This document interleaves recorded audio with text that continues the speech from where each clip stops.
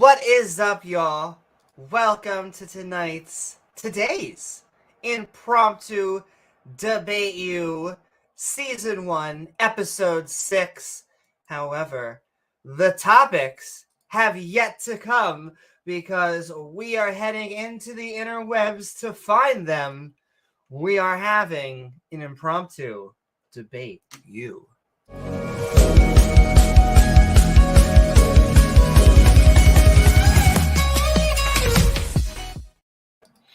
Woohoo! What is up, y'all? And welcome to today's episode of Impromptu Debate You, the show where we go out to the interwebs and find a debatable good time. I am sending love to everyone out there. I see you, Aubrey. What is up? And we are going to keep on having fun as you may be able to join us, because I'm actually going to be sending the link into the streamosphere, and in a moment I'll be heading over there. But I do want to do the housekeeping. Hello everyone, and please don't forget to like, because it does tell the algorithm, hey, I actually enjoy this, and maybe other people will too. And follow if you're on Twitch. We are actually on Twitch. We keep on growing and growing. I always say when you open a channel, a small business, whatever, you're talking to no one. It's like, hello out there, there. But one person comes by, two people come by, and eventually you're Walgreens, unfortunately. Anyway, we love you, Walgreens. Sending so much love. You also can follow on Twitch. There's so many fantastic subscribers that I'm going to keep on. I'm probably going to give Beamsy like 10 shout outs at this point now. Let me clip his coupon code. And so sending love at twitch.tv/Amy Newman Skeptic, and you can head over where we got Flare. I got a little Flare. I'm always wearing Flare, and so you can too at Twitch. And the fans, the love, all at YouTube, our subscribers, sending love to all of you. That's right, you can subscribe if you accidentally just listened to this because you were in the shower and you were knee deep in an epistemological argument about underwear. Then there's a good chance you may have been redirected here. So welcome. And you can subscribe if you like. You can even hit that bell icon, which is what will actually get you content once you get a subscriber, because YouTube gives you a way to tell your cousin Charlie that no, stamp collecting is fascinating and I want to be part of your channel. But then you don't have to actually get any of his content. And so if you hit that bell icon, you can get our content. You can see our premieres, enjoy our live streams, and so much more. Anyway, it allows you to join our premieres, our live streams, and it lets me say hello to everyone. Like, what's up, Flum? Oh, well, thank you so much. I feel like it's a wonderful day outside, and as you can see, it is indeed daylight. I'm just gonna. If I get too much of it on my skin, it starts to burn. And so I have to be careful of that. I wish that joke were true. I'm actually the exact opposite. It is the fantastic blood that comes from the desert, in that you can put me in an oven, and if you keep it on not too long, I will actually come out tan. You still need sunscreen, though. Everybody needs sunscreen. Even very dark-skinned people need sunscreen. Melanin. And sending love to everyone out there. To Aubrey. And, oh my. And to Praise I Am That I Am. Lovely to always have you. I love when we have Theus in creation. I send love to Big Bad Mama and Flum. And Rubiks. Rubiks is basically the as commander I'm basically just piloting as we're taking commands from Rubiks for all the support that they give us. We just want to give as much love and support Rubiks back. They are awesome. What's up, Laurie? Hey, hey, hey. We're going to eat up all of this positive vibes before we go into some place that is going to put on my chest plate and just... but the funny thing about my armor is it's pink. And so, like, I feel like that does also give me an advantage. What is up, Pat? Pat Lowinger in the house. We are going into a quite different house. Though I love all the... What I love about all these servers that I go on, like, the initial waves, I think I've heard this from many women, people of color, LGBTQ people. Oftentimes the waves of hate is just like, woo, woo, woo. But the funny thing about all of these people on these servers, and I'm not including the mods or admins and the people who run this server, you're amazing. But the lay people that just come on there that unlay their mommy and daddy issues, it inevitably just doesn't work. It doesn't stick because as you get older, and maybe there are younger people who cared about this stuff. I didn't. But as I got older, I got more interested in questions of, once again, our existence. How do we know what we know? What kind of good information should we even accept anyway? And so these sorts of questions became more important to me than, as much as I love talking about my junk, and oh, do I. And so, like, I'm a valued member on the politics religion. There's an atheist graveyard server out there. We're going on P&R, though I know that Benny wants me to go on atheist graveyard. One of these times I do have to go onto the atheist graveyard and just pop on over there because they're all fun. They all have their own different adventures. Though you're all going to be able to go into whatever adventure I go into. Boo. Because I want to do a few others. I think we're going on P&R. But I think I want to go on politics. I want to go on the atheist graveyard. I'm members of all of them, and I love them all. Invisible pink breastplate. That's right. Because argument ad tranny is generally what I get a lot. Damn it. Listen, Jerry. I'll deliver your mail for the last time. You were too good at... Udif, what is up, y'all? Trying to think I have to do I'll keep on doing our housekeepings. Schmeeping teepings. Give me 1 second to...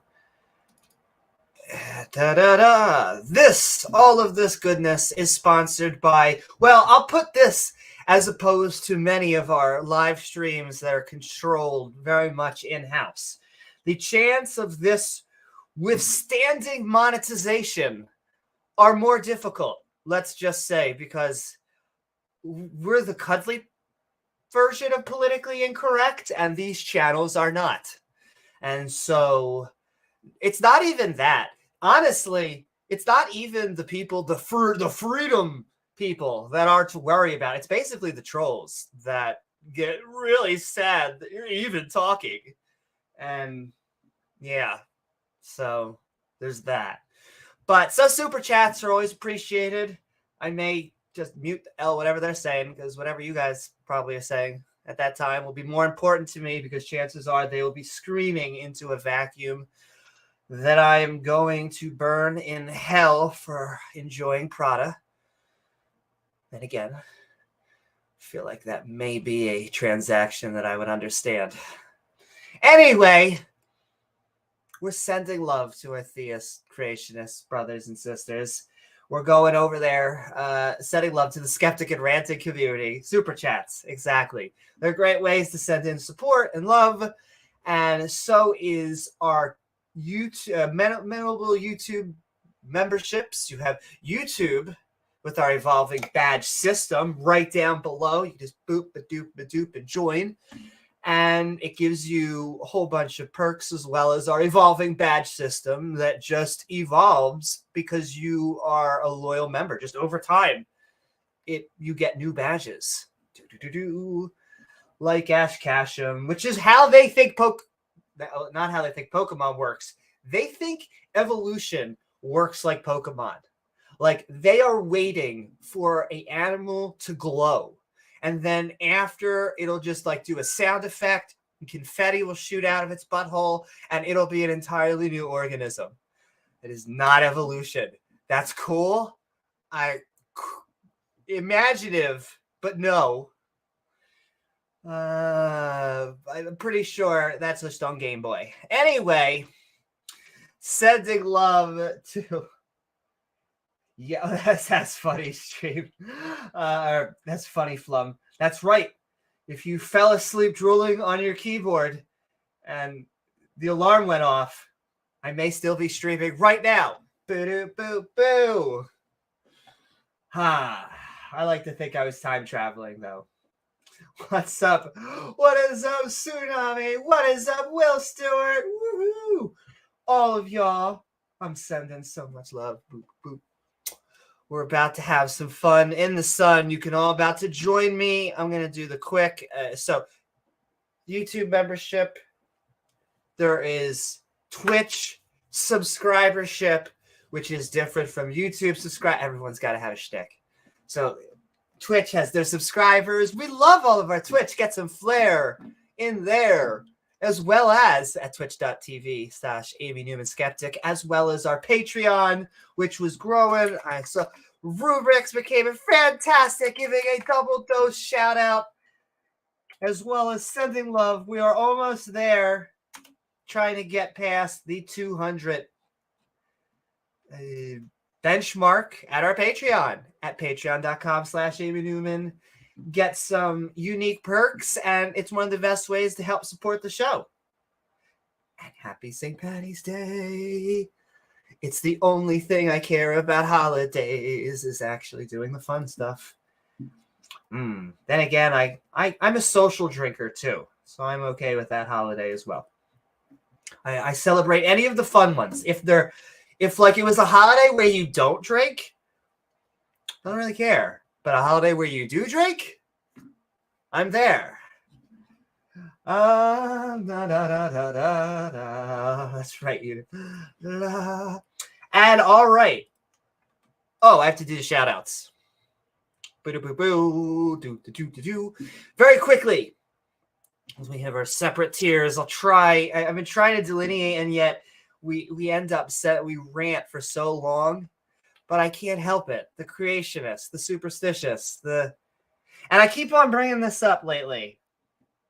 If we could knock off just two groups, not like literally, not with like, not like this, but like if we could just convince the people who argue about the Earth, okay?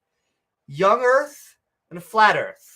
If we just combine those and say, if you would stop giving about the age of the Earth, it seems like the vast majority of our educational system can move forward. Is that okay for anybody else? They can stop chain smoking? No? Anybody? What? Boo, boo. And all right, sending love to the people who send us love. Sending love to Senator Cato, who reminds us the separation of church and state is amazing, and you should think about it too and really care about it. It's not going to be yours in control. Sending love to James Wolfe as we have at the moon. Even I think this is like it's like a daytime moon. I forget the name of it. It's like or bun. But yes, we're doing that right now. And so, but we normally are woo-hoo-hoo at the moon because late night. Sending love, James Wolfe. Sending love to Dale Pastel. Thank you so very much, Dale, as we look for a little bit of empirical evidence. Kind of the only thing that we care about. Just a little. Sending love to Rachel Holen! Woo-hoo! Reminding us that the pink fuzzy cuff slavery is actually kind of hot. And go get yourself a sub today. But, you know, if you're taking slaves from the nation around you, I don't know. That sounds a little bit objectively immoral, evil, cruel, vindictive. Pick one. Sending love, Rachel. Sending love to a big shout out. We really cannot thank this person enough. Chris Disciple sent a giant, amazing, super over the hill $100 super chat. I wish I could just show it on screen right now so I could give it recognition again. So thank you so very much, Chris Disciple. You gave us so much support. You continue to give us so much support. I am just so proud of the skeptic and ranting community, reminding us theists of all varieties, Christians, Muslims, Jews, to stop arguing about the age of the earth, the size, the shape. Let the earth just be the earth. Chris Disciple reminding us, sending love to the skeptic and ranting community. And then we just have, and davegar, sending love to davegar. davegar reminding us that it is fucking round and flat. It's round and old. Round, old. Even though it's not really old. Because it's actually going to be, if you think about the universe, we're going to be going on for past trillions. Going to be going into gigaton years. But hey, picky. 6,000, 10,000. That's believable. Anyway, the last three. Thank you, davegar. The last three. The commanders of the girl deck really going out of their way to sending us a lot of love and support. We are sending love to Ian Davenport. He's out of the moon. We're over the moon for him. Sending so much love to Ian Davenport, reminding us that watchmaker arguments suck. Watchmaker, please don't give this a syllogism because we don't want to hear it. That's right. It is an oblate spheroid by like a few miles in each direction. It's true. Still a sphere. Big old sphere. Sending so much love. What's up, Pivo? What is up, Auza? Well, we're going to be finding out what the topics are today because I imagine it's almost always about my junk, at least for one of the topics, but maybe I'll be wrong. I think last time we had a diverse range of issues and topics, subjects, and so we're going to be going in there, and I'm going to be... It's like a weird thing. I guess I am baiting them, but I'm baiting them by existing. Because sometimes I just like say things like, hello, and they're like, whoa, whoa, whoa, whoa, whoa, whoa. So, we're sending love, though. Sending love to also to Ian Davenport, to Regos, the one and only, reminding us that we have a skeptic bibble. We are knee-deep in Joshua, if you know what I mean. And, you know, he lifts. It's not like Moses, that old guy, that Jonathan Heston. And this guy's way hotter. He slaughters everybody, though. Kind of has been committing genocide after genocide after genocide. It literally looks like we are fedoring our way through picking the chapters because it's like, oh, look at these atheists. All they do is pick the chapters where Joshua genocides people. You know what? Find me a chapter where Joshua doesn't genocide people and come back to me. Anyway, sending love. Sending love. Last but not least, Matt Deig, reminding us that science actually... Hi, baby girl. I have a sleepy little buttercup up here. I can't help it. She is so freaking cute. Little snoot. Okay. Internet needs more cats. I'm fairly sure there's an actual shortage of cats on the internet. But Matt Deig, thank you so very much for reminding us that if you say the words, it's just a theory, you should probably go to just the science class. Anyone, actually. I would say biology normally. You know, if we're talking about evolution, but if you want to learn cosmology, go to a physicist. If you would like to talk about fossils, go to a geologist. If you would like to understand the history, go to an anthropologist. Go to actual experts in the field. We used to say at the end of the bar, at the end of the blog, even that, at the end of, as much as this is a podcast and we are on the YouTubes, there is no YouTube Academy. You can learn JavaScript maybe, but if you are looking for authoritative things, please seek out. Even then, you should be going. It shouldn't be a random person. You should be going to authoritative technological sources. There goes Amy Newman bashing on genocide. Doesn't she realize she needs to understand the context? Pat, I'm glad you bring this up. It's not like they're basically not a tribe from, 10 feet away from us, and we just decided that they were evil because, they're directly related to us. But you know what? I feel like we should kill them all. I feel like they kind of deserve all of the death. And I always love the apologetic for, like, why'd they have to die? It's like, well, they were going around killing people and sacrificing people and babies and stuff. And we're like, oh, what was Yahweh doing? Well, he may have been sacrificing a few people. He may have been going around and killing and asking for the firstborns and do. But yes, I think with that, all of you, I want to send love for all the love and support that you do. You're killing me with this context. I know. But it's always like if I stuck a needle in someone in Palestine and I stuck a needle in someone in Israel, the amount of similar genetics, I would take both needles and the proof or whatever results came back, and I would just spray it in their face and be like, can you share your toys now? Do you see how you're like basically brothers? No, they should fight over it forever. Religion.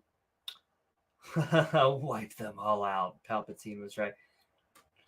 I remember there was that really sad event in history where that one gentleman went and he just slaughtered a whole bunch of children with his saber. It was sad. The children looked up to him. Why, Anakin? Why? What are they doing? Aren't we safe here? No, you aren't. Anyway, what's up, Pavel? Gotta think about that context, though. Gotta understand. It makes the slavery into not slavery. It makes the genocide into not genocide. Whatever you think. You know that, like, potion about abortion in the Old Testament? It actually makes the baby fly out of the hooter, and then it makes a fully grown baby. They come out at the age of 30, and they're even healthier than before. I'm pretty sure that's what the story said. Bitter water, right? It's a bitter pill to swallow, but then they come out even healthier. I'm pretty sure that's how it goes. I almost linked to the YouTube. No, link to the do. All right, we're going to jump into it. I'm getting us the link. I sent it once. I'm going to send it twice.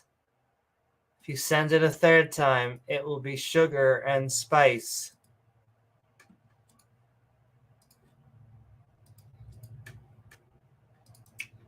Boo-doo-boo. Boop. And all right, let's go into it.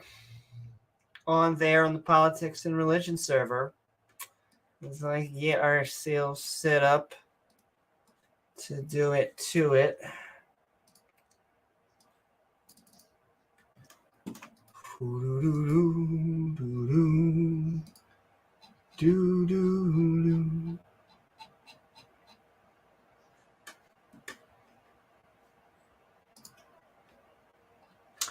And I'm gonna share screen. Also,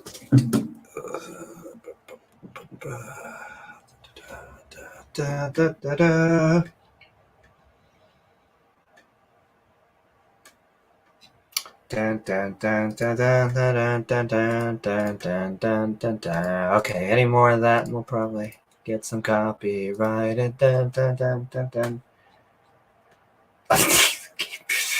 Once again, we are dealing with rockets. Oh, it's foxes too. Foxes. Send in love, foxes. Send love to all the people at the PNR server.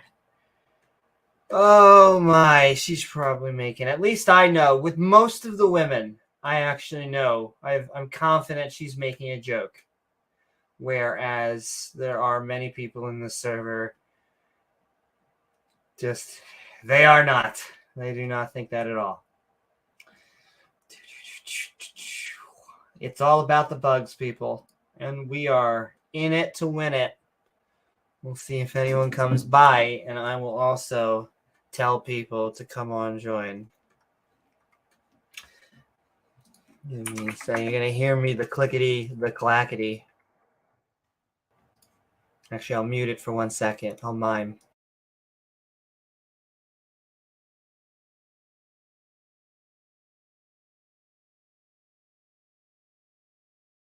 I feel like dead silence is probably more awkward than you hearing me clickety clackety. So if you'd like to join the server,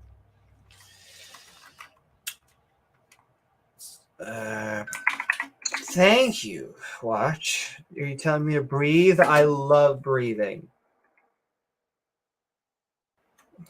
Actually,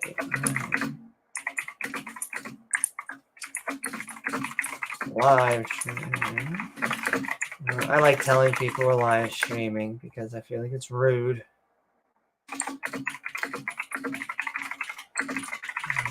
Clickety clacky. Let me tell you, folks, that is that grade A mechanical keyboard at work. Pink mechanical keyboard, I might have you.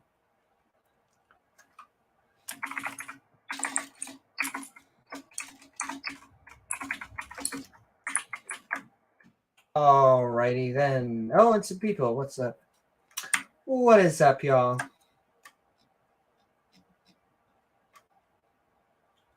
Not much. Oh, that's coming out in the wrong hole. That's what she said. Listening, I suppose.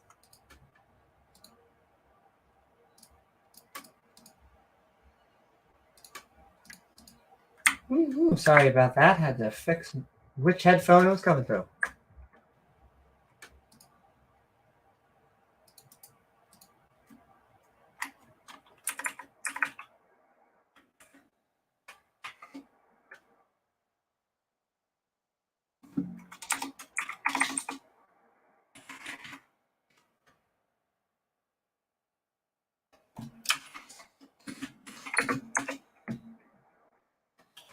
All right.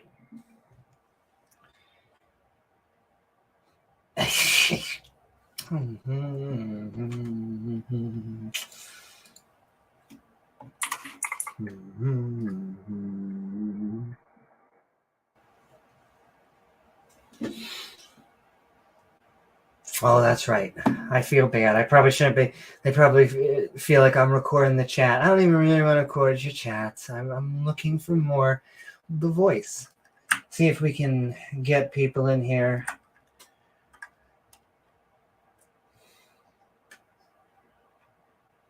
I do hope so. There were some interesting conversations last time, although most of them were not. Indeed. The first few ones I did, it was just waves of, what you would expect. And then there was a tipping point where there were so many skeptics, I feel like they got shy. And then the last one was pretty good.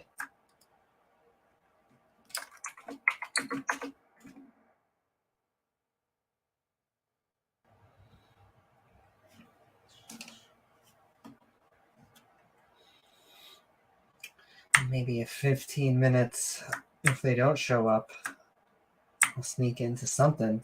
I just don't know. It's always hard.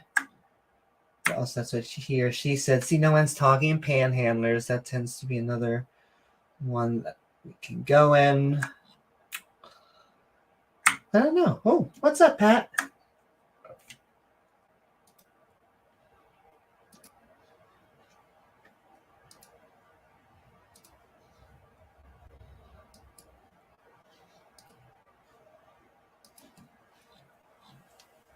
Yeah, I've been generally avoiding the voice channels in here lately because it's been a lot of really anti-Semitic stuff and a lot of like race realism. Oh, Jesus. Yes, they are obsessed with race. I don't know why. Like, to me, they are the living embodiment of everything they hate. It is always funny to me. There used to be a time where I remember them telling, us that we were obsessed with gender and race and all of these identity politics, and it's all they care about. And that question, my lordy, it drives me freaking nuts, because my race changes depending on someone's political ideology. And like, to me, the fight over who is a real Jew and are Jews white or not is proof positive that race is not a real concept. That it is just completely socially fabricated. That literally, yeah, it's much like the concept of whiteness being used primarily exclusionatorily. Words are hard. Like the categorization of whiteness is just so arbitrary. yes. It's absurd. Well, there's two people you can be. There's two qualifications for a race. And that is what race you say you are and what race people say you are. So you can say whatever you want. You can say this, you can say that, you can feel it, you can sit here with the genetic tests and papers in your hand, and that's great. And then it is, how do you interact in the world, and how do they see you, and what are they going to label you? Because I've sat here all day, no day. I could say I'm white, I'm not white, and people will actually argue with me both ways. And so it's like, why care? But yes, I guess those are my two qualifications, because and that's why it becomes almost useless to me. The things that are when I want to talk about cosmology or evolution, or when I want to talk about what is there an all-knowing, all-seeing creator watching me 24/7, 365? I don't know. Not only that, and this is the last thing I'll say, I know now I am ranting, but these people are the people that also, at least if you find them on a moderate scale, like a moderate conservative, they'll be like, all I want is someone who will come and tell me they can pull themselves up from their bootstraps. I don't really care about the color. At least that's what they're telling. I like to say the moderates can sometimes be sane. However, when you go to the extreme right, all I find is that's all they care about. That is the only thing. The identity politics is the name of the game. And it is just like a weird, self-fulfilling, hateful prophecy. End rant. Yeah, I was overhearing a conversation on here a couple of days ago where people were essentially claiming that in order to qualify as a Christian, you cannot race mix. Did I bring that up last time? I feel like I might have. You may have. That is a funny claim. That is definitely not a biblical game because there were no races. What very, very specifically probably said is you shouldn't, there was like even lower level because there was just, you shouldn't mate with like the guy one tribe over because this is our tribe and they're our, like we are the restrictions were Burgerbergs, very regional. and they're the Hergerbergs. I mean, they could not be more different. Don't you hear it? Yeah, the balkanization of those tiny, tiny areas where people were living. And sometimes the closer they are, the more they hate each other. But I think there's good evolutionary reason for that.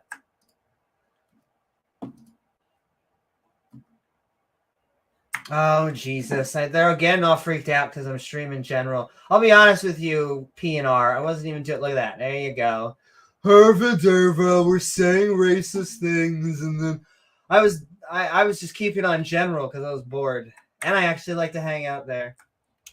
It's like being on B. Actually, it's like being on pole light. I always joke the reason. What's up, Node? The reason I hang out. If that's pole light, I never want to go to pole. Holy shit! Indeed. Oh no, you want to talk about anti-Semitism? Oh my, they will basically have It's a Show in general and all this other shit. Like where they create, because you can't even have the same threads on 4chan, and so there will be people each and every day that will create the same thread, and so it makes it almost like the equivalent of a pin. For example, there was a Trump general every day. It is what it is. Go for I got into this debate community, unfortunately, through 4chan, but it's why I feel like these servers could never insult me, because what they think they're saying mean things to me because they're talking about my gender. As far as I'm concerned, that is fucking kindergarten crap. Like, there are people in the back that are like this close to adding Zyklon B to my breakfast plan, and they're like, "Oh, you're a tranny." I'm like, "Oh yeah, no, that's definitely cool. No, call me. I get it. Yeah." But yes, they tend to be even more. I would say the politics and religion, politics, all these types of servers, they're somehow lighter versions because they care about, I guess, the gender stuff way more than politics or the religion. The amount of threads dealing with how many people were in a specific genocide, that tends to be more of the topic than my nuts and bugs. Though they do have that conversation, so I'm just saying it's somehow even worse. Mm-hmm. The debates here are definitely more unhinged, and I have heard some interesting debates here. My favorite VCs, though, are on servers with a general like policy of charitability in conversations, which is something that will never be the rule here. No, well, it won't be the rule, but you can turn that into your asset, because I find that when people are being mean to me, it comes from a place of either insecurity to themselves, or they are virtue signaling to others that I'm one of this tribe. They're like, "Ooh, I have a shot to actually connect with this new tribe that I'm trying to get into," and the lowest hanging fruit is taking a pot shot at someone they see as vulnerable. And so if you could just throw that into their face, almost always they will fall over. Like, just for an example, a really random, and it sounds really harsh sometimes, but I will have people that will say, "Shut the fuck up." And I will go, "No, you shut the fuck up." And like 9 times out of 10, they do. They'll actually stop talking. Or I get sometimes like, "Ooh, that's hot." And so like, it's this weird, like, it's almost like a bitch test. And that's all they're doing over and over and over. And yeah, if you give as good as you get and what you get is bad, then usually I just get like slurs thrown at me, and then they stop talking because they have no argument. They have no justification for the things that they say. And that is what I'm actually here for. Like, I want people to talk theology, to be apologists or evangelicals or whatever they want to be and whatever they want to say. But it's so hard to get them to be like, "Look, dude, my eyes are up here." It's all they want to talk about, those type of subjects. They just love talking about the Pepes. They do. It's like their favorite thing. And almost all of them, and I normally have James here to like point at. I'm like, look, straight white male.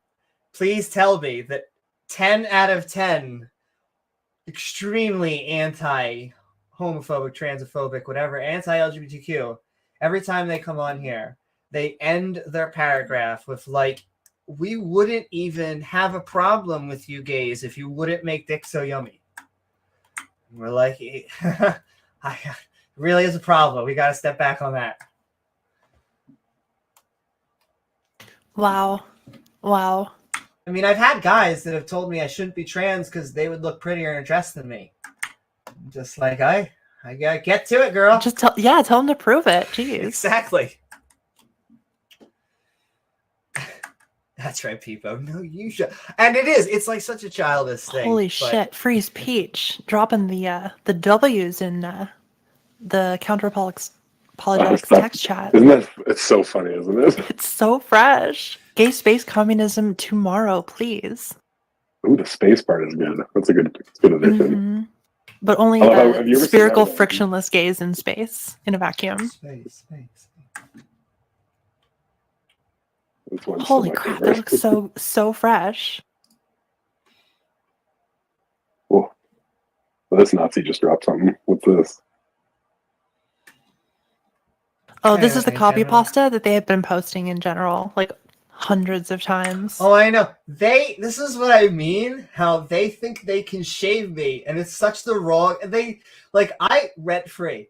Not a single dime do I need to pay for advertising, and I could just go in here and be like, hey, look, my name. I think you put a lot of work into that. Yeah, it does suck that there's no room operator for counter-apologetics here. Yeah, I swore at one point I was like a year ago before I started doing these streams. And I don't know if I was hallucinating that, or I know I've been actually kicked from this once, and the guy basically said, "'Cause funny." I'm like, okay, I'll take that reason.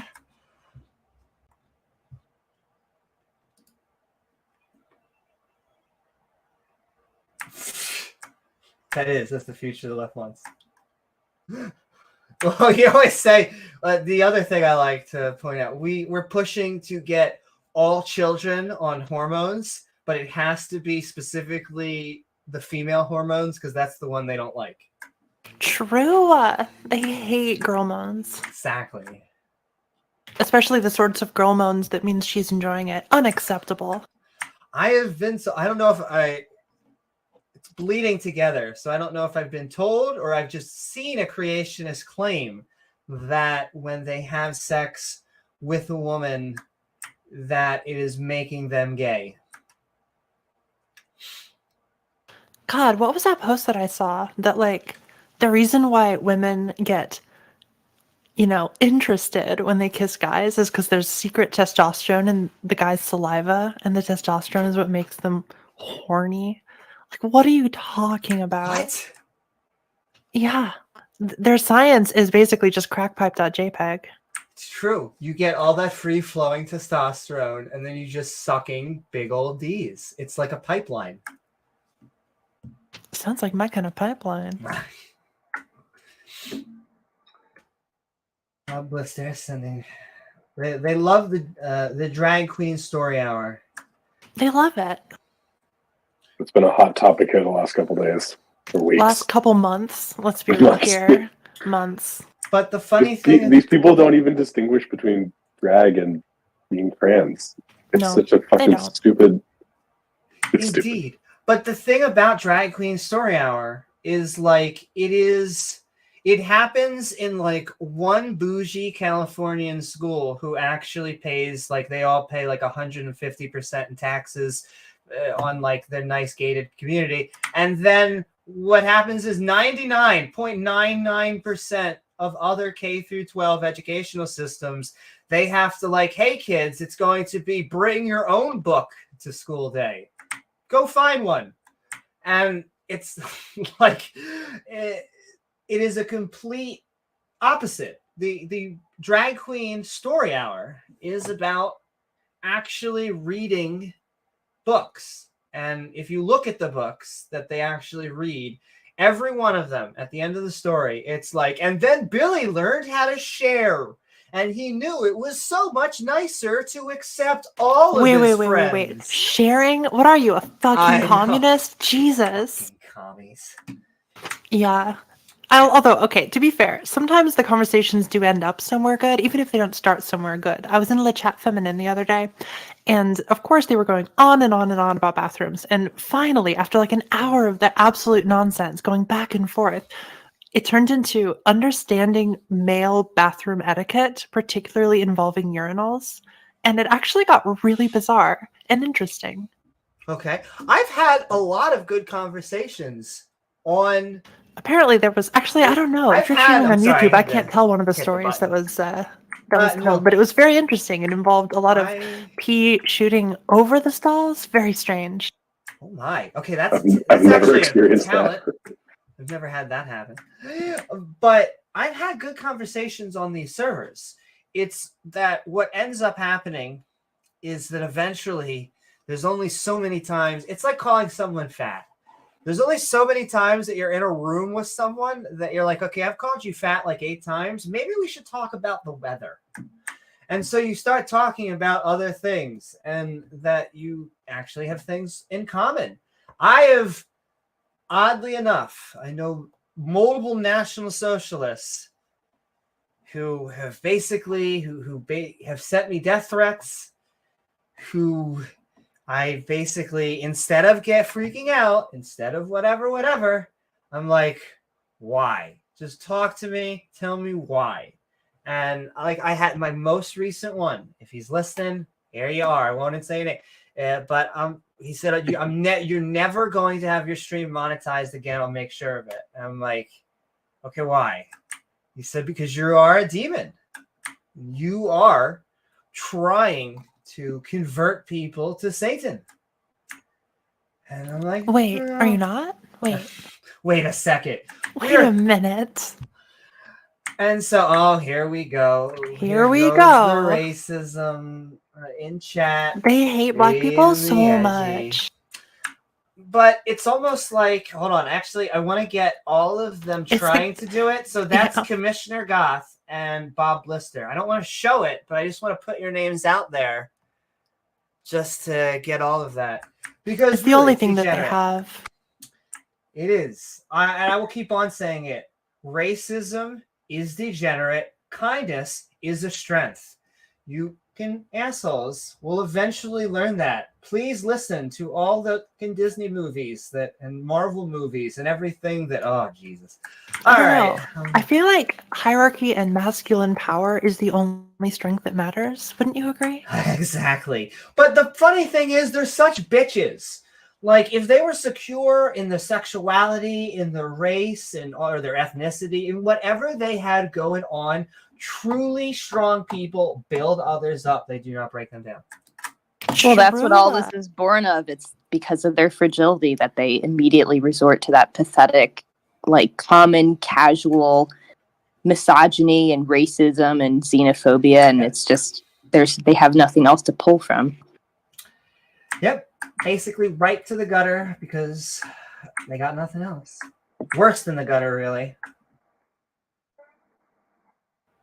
I don't think there's anything more fragile than somebody that's that triggered just by somebody being Jewish or gay or black or like, is that really that like fucking like traumatic to somebody's life that they have to like flip out and like immediately resort to like death threats and shit? It's like, geez, you're really upset. Like my favorite is just how much stuff they try and blame on the Jews. Like, it's not only are they controlling everything, but they're the reason, they got fired and their wife left them.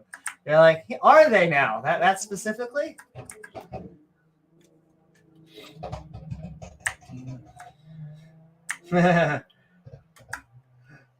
Free speech, I like your memes. I think Aethetits. Aethetits. The second best kind. Welcome, Analytic. What's going on? Not too much. How are you? Pretty good. Do you? I think I talked to you before, Amy, about like meta ethics. You were talking about moral realism. Do you remember that conversation? I do believe so. Would you Yeah. like to continue to talk about morality? Yeah, if you want to. Sure. Do you? I don't remember what you said last time, but I was asking you if you think like moral statements are propositional.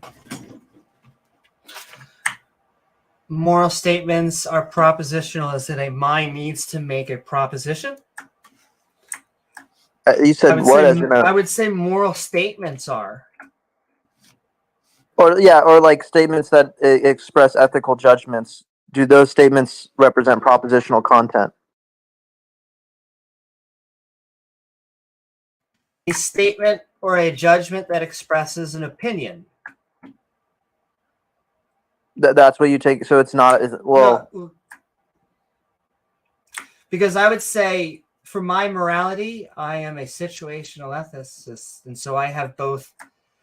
There are some things I feel like are objective, dang near what I would almost say empirical and can be verified, and other components that would be subjective and have to be that way because we are dealing with minds. We're dealing with conscious creatures.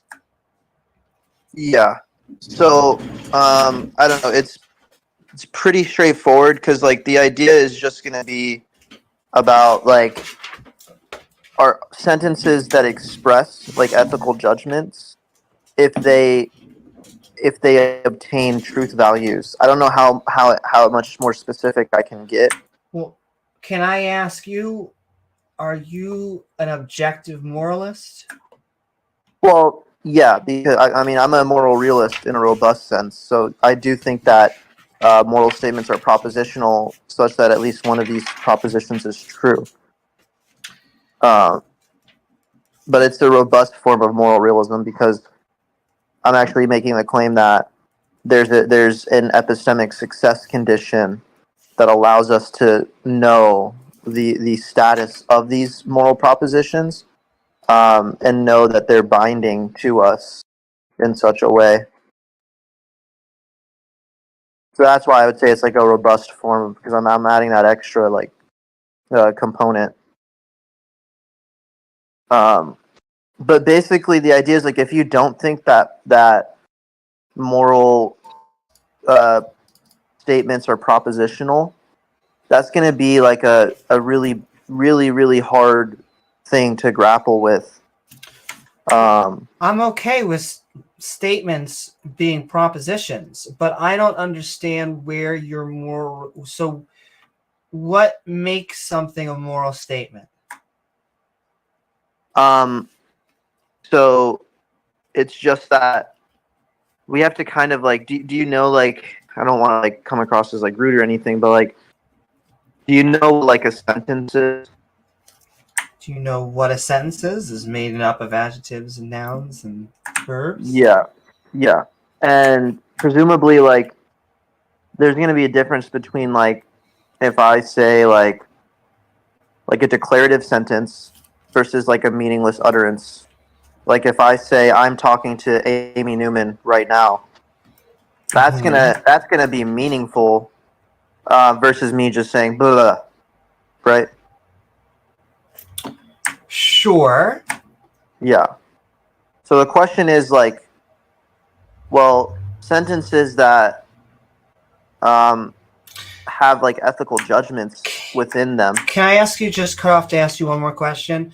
Let's pretend we are maybe 1 million years ago. We are ape creatures. We are not the Homo sapiens sapien, but we may not have any language at all. Are there still moral actions going on? So it's tricky like to ask if there's still moral actions. Like I think that propositions are like non-conceptual abstract entities. So in the same way, I don't know if you've heard of like to like use it like analogously with math, Like if there's like two trees that you're observing, it's not just the two trees. The actual number two exists in an abstract way, like it's an abstract form, and your mind is latching onto it in order to be able to express the content of what you're observing. So you're always, your mind is always going to be standing in relation to these abstract universals, and so that's true of math. And I'm saying it's also say true of there's like a moral two exists out propositions. there. So like, to your question, is there moral action going on? In a sense, yeah. It's there's going to be like the movement of these abstract like identity universals happening, and that's just because moral statements are propositional. So the actual content of each of these moral propositions, they stand in relation to one another, and they're undergoing like a process. But yeah, so they do still exist, and our mind sort of tethers onto them, and that's how we enter into the realm of like justification, for example. Because if we're to that like there's no like abstract universals that our mind tethers onto or stands in direct relation to with regards to like the content of our sense perception. So like we perceive something directly, that's given to us immediately without making any inference. Feels like he's and if we're to answering say, well, that does around not me. stand in relation to any like abstract universal because abstract universals don't exist, then I don't see how that content can ever enter into justification. So now we're going to have an issue in epistemology as to how we can justify that content. So I'm trying to get closer to where the, I would say, the objective standard comes from. Because can I ask, I guess, do you believe that it comes from a god? No. No. Okay. So you are a moralist. You are saying that this objective morality does not stem from a god, but it stems in. Are you saying it does stem or it doesn't stem from propositions? Well, I'm saying that it is propositional content standing in relation to other propositional content, but the actual nature of these propositions, obviously I've said that there's like an epistemic Not this success guy, condition that allows us to understand the status, which would allow us to like know that these propositions are binding to our mind, to our mind's ability to experience, and they exist logically prior to our mind existing, but we can't make any claims about their nature. And so all I'm saying is that we can just make an abductive inference that they are, entities that exist in such a way that they stand in causal relation to one another. But they're not natural. It makes it sound like what you said, that two exists, and that to me is a foreign concept, as if there is like some sort of ultimate two just out there in the universe, just like there would be a moral like just floating. That Right. to me seems very strange. Can you give me a moral proposition? Well, that's the point, is that these things aren't going to have any like causal impact on the physical, but they still exist in like a separate realm of abstract forms, and our I don't know what like this reality content gets that we're us. receiving from the physical nice. I'm just is always going to have a relation to those forms in the other realm. And what I'm saying is that the reason that I'm saying I think this is more probable was because math, for example, not only do we know math can like describe, like say we're trying to paint a room, we get a new house, we're trying to paint the bedroom, we can use like measurements and stuff to describe like things like that on a local level pretty accurately. But what's interesting is that we can actually, sorry if you hear my baby in the background.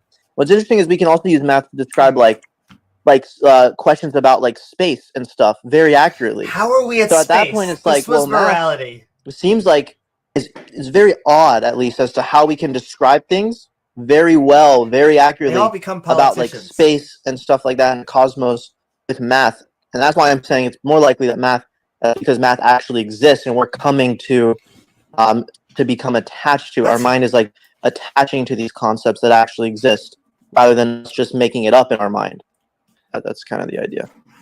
I understand where you're coming from, but I I can only understand most of these concepts through the lens of a mind. And so when I say, look, I have an apple in one hand and I have an apple in another, that means there's one over here and one over here. And I can also say that is two.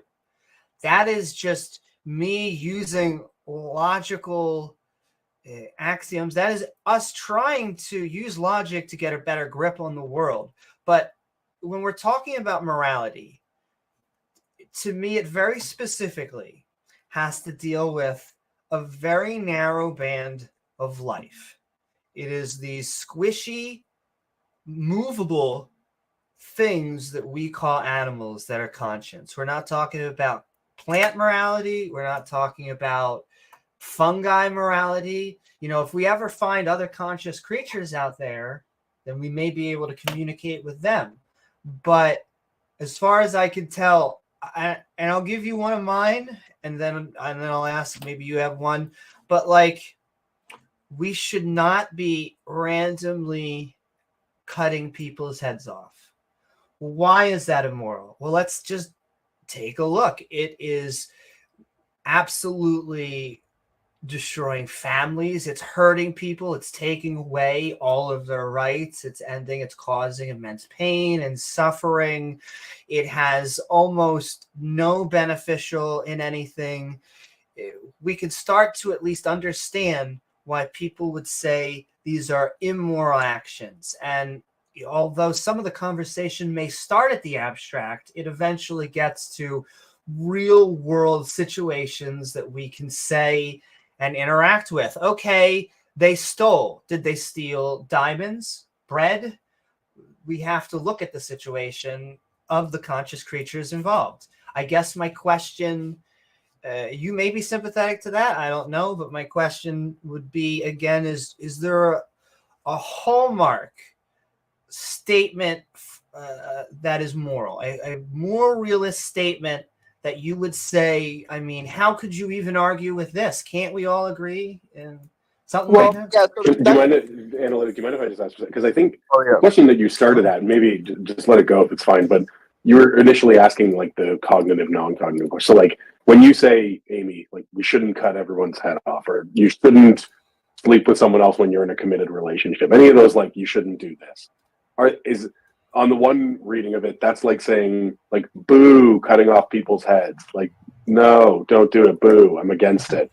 And another one it's a hard position to take, I will admit. Yeah, I know, right? But on the other reading, what it's saying is that like there's a fact of the matter that you're expressing. So like you could picture people cheering and booing for a sports team, and you could give a bunch of reasons why they're cheering and booing and saying, oh, the team worked so hard, or oh, this was underdone. Like you could give all that, but at the end of the day, what people are doing is just expressing approval and disapproval by saying yay or nay, right? But on another reading, moral statements like you shouldn't, I don't know, like you shouldn't cheat on your partner, or you shouldn't kill people unjustified, something like that.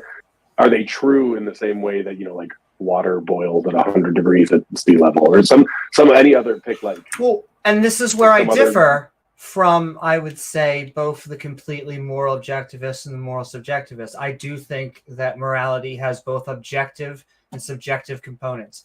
The two objective components I put on the field are biology, that we are dealing with living creatures. I was almost going to say breathing, but living creatures, and that we are dealing with conscious creatures. That is the other prong.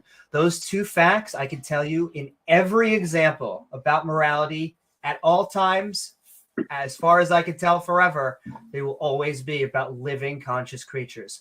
As soon as we are all talking and agree we're talking about living conscious creatures, it becomes much more subjective. Because now we're talking about with the preferences, subjections, we are dealing with people who have to at least agree to wanting well-being and these sorts of things. And so that is how I parse those two things out. Yeah, I just feel like the way that Free Speech characterized it is really good because it's either the case that there is a fact of the matter or not. Oh, yeah. I agree with you, but well, I agree with you. I would say that it's either objective or it's not. It's either subjective or it's not. And I could say that it is both. It can be both objective and subjective because they're not a true dichotomy. As far as I could tell, we're adding multiple different components. But I'm not even asking that from my. What I'm asking from you is please give me your example. You are saying that it is floating out there, that there is some fact of not cutting people's heads off. I am not saying that. And so what I am asking for is, do you have an example of moral realism that we could talk about, or is a hallmark or anything like that? Yeah. So so it's gonna get specifically into how I characterize like a proposition. So like any moral proposition that's true, we can use the example of killing is wrong. I'm gonna say that's a proposition and it's true. And when we have a proposition of this kind, the truth bearer, which is the proposition, is going to be expressed through attitude or semantic utterances or something like that. So the truth bearer is something that I'm going to express, but if I express it in one language and you express it in another language, and we also know that our mental states are private, in this case, the content of our mental states is not private when it comes to this proposition. So the mental states are private, but the content of the proposition is not private, and it seems like the proposition is not reducible to semantic attitudes and stuff like that, even though I said we can express it through those means, but the actual proposition itself is not reduced to those things. So the truth bearer can't be reduced to any material stuff, which again, the truth bearer is the proposition. I'm saying that can't be reduced to anything physical either, because the material stuff, the physical stuff would be the truth maker for the truth bearer, which is the proposition. So it seems like they can't be truth makers because they are the things that can be true or false, not the things making things true or false. So at that point, it's like we don't know what they are. If they can't, it seems like they can't be reduced to anything mental or physical. They can't be temporal or mental or exist in space. So at that point, I'm just, making an abductive inference. I'm saying, well, I think, these are non-conceptual abstract objects when it comes to the propositions themselves. That's how I answer your question. That's how it's sort of like floating there. Let's talk about that for a second. You use the example killing is wrong as an objectively moral. So all killing is wrong, or I said killing is wrong, no matter what the killing is wrong. Yeah, and before we get on this road, I just want to let you know, like from my point of view, I feel like we're jumping back and forth between meta ethics and normative ethics. If you're going to start questioning me about, what makes it the case that is like that's something we ought to not do, like kill, like that's different from like the nature of the proposition and like those sort of questions. I'm not convinced that the example you gave me is one, and I don't believe that you even believe that. So, I mean, I'll go into why. So, are you a vegan? I actually am. You are a vegan. Okay. Yeah. That is actually. Okay. Yeah. So I think analytics trying to talk to you about meta ethics though, where it doesn't really matter what the example is, like where they gave an example that everybody agreed on. That could just mean everybody's cheering for the same thing. So like you could have the position that like a moral statement it's not even the kind of thing that could be true, which is like the yay boo version, or it is the kind of thing that could be true, but they're all false because there's nothing in the world that they correspond to. There's no truth maker for the statement, cheating on your partner is wrong. But now you're going against what he said. Oh, am I? Yes, he said very specifically there was a truth bearer and a truth maker were his exact words. Well, that's the idea, I think. So because analytic is espousing some kind of realism, they're saying that moral statements are the kind of things that express propositions, so they can be true or false, and that there are things that make them true. The other version is sure, but what I'm trying to say is, where is this killing wrong? Where is this truth bearer? Where is this truth maker that he said not comes from a mental state and is because it is from our not private mental minds, is what he said. Right.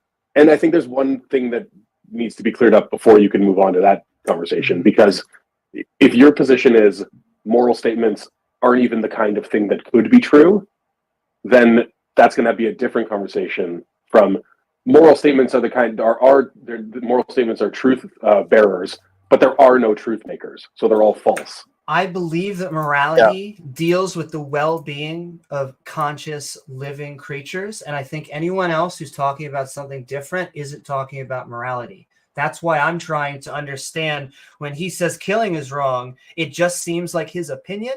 It just seems like he's just saying that because he just feels killing's wrong. But Well, he said that there's hash it a out. truth bearer and a truth maker. There's something that is actually outside of our eternal world that is actually granting that. So what is that? Well, okay, so when we have like the proposition killing is wrong, again, I was trying to make a case for the actual nature of the proposition itself being something that is, not mental or physical, and being like a non-conceptual abstract entity, and so that it would be outside of our physical world. But also, like, this is easier to think of if we get into normative ethics, I guess, a little bit. I'm gonna like use the Kantian idea of like just taking the action of killing. We put it to its universal content hypothetically, and if it entails a contradiction, then it's going to be immoral because morality, meta ethics stems from rationality, and so we have certain like obligations that are directly pointed to like reason itself, and the reason is going to be like the nature of those propositions. And I know that's kind of weird, but basically, like, killing, if we hypothetically apply that to all people and everyone in the world killed another person, eventually we would have no one left to kill, and so that would be a contradiction, and that's why it would be wrong because it's irrational, basically. I do not see that as something that follows. Clearly, we don't have to kill everyone just to make it so that killing in self-defense is actually a okay thing to do. The idea is that, like, I think the idea is that there's like a moral framework, like a Kantian moral framework that says that how do you determine if something is right or wrong? Well, you universalize it and basically ask, what if everybody did that? And then in asking that, you have to see if it kind of destroys. So let's take that example. So if investigation. everyone were gay, that would mean that we would not have any more babies. Does that make being gay bad? Yes. Okay. Wait, what? So there we go. Yeah, that's not how that works. That has wait. Sorry. If everyone were gay, people could still have babies. The argument generally follows that because you're not having sex. We are now at the point where we could, with technology. There's also bisexuals and things like that. But if everyone were 100% gay and did not want and to refused to reproduce, would we die? Because you could still choose to reproduce even if you were gay. But there, you have to qualify the claim. We are now going into absurdities. Sorry, the point is, I think this is missing the mark. The question isn't if we universalized it, would we dislike the consequences? I think the move that you're trying to make is say something like stealing is wrong. And the idea is, okay, well, if everybody stole, it would actually destroy the concept of property. And stealing only makes sense if you have a concept of property. So it defeats itself. So that's why it's wrong, because you can't universalize it. And so it's not like bad consequences. It's asking, is it wrong? Is he going out, or do I need to switch headsets? Yeah, he's dropping out. Oh, thank Jesus. I thought my headset was dying. No problem. I'm sorry. I feel bad, but yes. It is an interesting comment on not liking the consequences, because if like you said, if there were theft, like universally, then the concept of property would become, obsolete in some way. Meaningless. Yeah, meaningless. Yeah. Is that a bad thing? Like, just because you don't like the concept of property going away, that doesn't necessarily mean that it's ultimately a negative consequence. I agree, but this is a non-consequentialist view like that. So I think what Analytic is putting out there is saying this is why people oppose these views by saying like, "Oh, lying is always wrong," and then they give the example like, "Well, what if the Nazi came to your door and asked if you were hiding Jews?" Like, and they go, "Well, you'd have to bite the bullet and say it's still wrong to lie."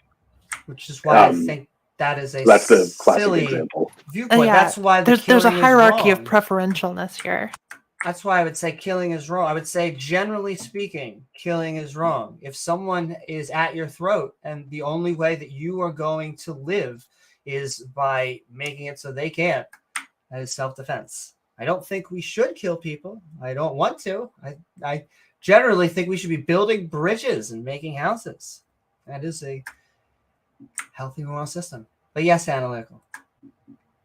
Or analytic, I'm sorry. Just saying, Not like, you analytical. I don't like or conversations about normative ethics because, first of all, I don't even, to be honest with you, free speech. Like, I do agree, like, with Kantian like meta ethics, but when it gets to like the categorical imperative and like the universality thing, like what we were just talking about, I just don't. I don't find it really intuitive at all, and I don't know. It's just like I don't know. I just don't find it intuitive. Is there like a logical way that he puts it that you know of that would make more sense? Like, Oh, snap! I was going to ask you the same thing. yeah, I don't know. I genuinely don't think that universality can apply to any ethical framework, not in any pragmatic sense. I find it hard to find anything that I could universally say because there's always hypotheticals that could be created to which that would become the more moral thing to do. And so, depending on your objective, right? Well, the goal of Kant's project was to try to find, like, you know, have you ever heard of the difference between hypothetical and categorical norms? Yeah, Like, exactly. Yeah. So hypothetical norms are things that, like, if then, like, if you want to have a flourishing society that values well-being, don't kill people arbitrarily, something like that, like if then. But yeah, what the search is for something categorical, which just says don't kill people arbitrarily. It has no if. It doesn't depend on your preferences or your goals. It's just categorically the case that X is wrong. Yeah. And I actually think it's a good way. There's a good way to argue for that in terms of meta ethics, because you just say that, well, you know, if you're like skeptical about these like categorical moral norms, and you're just going to say that like these are maybe not even propositional, non-cognitivism, or whatever you want to say, but if they're not categorical and there's no, then you're targeting categorical normativity. I'm sure you've heard of this critique. It's just like companions in guilt. So we take that skepticism and extend it to like epistemic normativity, and that's where I think you can really like pin the person down, because like epistemic normativity gets into like a bunch of different like, you know, issues if they reject that there are like categorical epistemic norms. Have you ever heard the companions in guilt an argument, Amy? Can you? I don't believe I have. Can you say it one more time? Well, so it's basically, the idea is like if there are categorical norms, like, you know, you ought not lie, let's say, or I don't know, you ought not steal. Let's just go with those, for example, right? Sure. And you say, no, there are no such things. There's only hypothetical. There's only saying, if you share my goals, then you shouldn't do this or that. And so the idea is that this type of normativity, that like you ought not do that, wouldn't just apply to moral statements. It would apply to all like epistemic activity. So if you're saying something like, all men are mortal, Socrates is a man, Socrates is mortal, and you like, why ought I accept that conclusion? Like, so any statement where anything where there's normativity into it, if you doubt it in the moral case, you have to doubt it in all of the cases. And so even the notion of giving an argument becomes meaningless, because why ought I follow? Well, and I have, that sounds like I have trouble dealing with the is-ought problem in and of itself.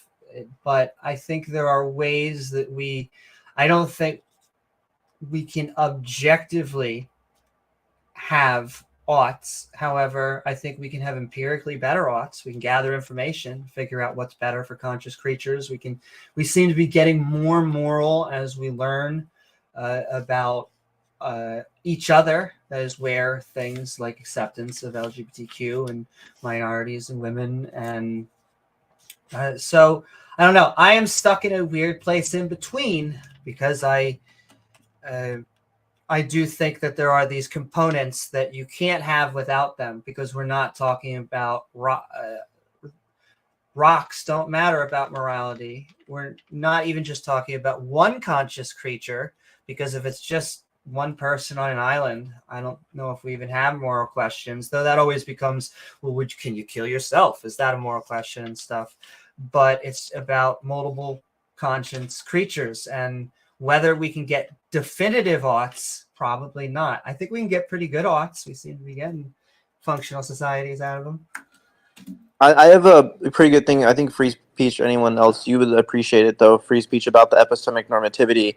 It was something that I was talking with Marco about. I don't know if you've heard of Marco, but basically like if reasons are dispositional, then the idea is like how can we give an account for intentional states, which is like agency, because we can assess different standards and we can see if sorry, wait, you gotta slow down. So like, sorry, if reasons are dispositional, does that mean that like when somebody gives you a reason, it disposes you to react to it in a certain way? Like I hear, don't put your hand in there because don't put your hand in the fire, it'll burn you. That is like it disposes me to act a certain way. Is that the idea? Well, like what I mean by that is just that like if they're not categorical, I guess. Like if there is So no because categorical. that first thing where you were like, if reasons are dispositional, that's just what does that mean? I would say that they're not like there's no like internalist account of reasons. I'll Like be right a back. reason isn't going to entail like a motivation. I'll be right back, guys. A reason is just going to be like all reasons are going to be like hypothetical if there's no or instrumental if there's no like categorical normativity. Okay, so it's a question about whether reasons are action guiding, like give you motivation to behave a certain way. Yeah, because presumably like the person who's objecting to like if they take it all the way down, they reject like categorical normativity, they're fine with rejecting like moral norms. Now they also like reject epistemic norms. Well, it's built into the concept of like normativity to be action guiding.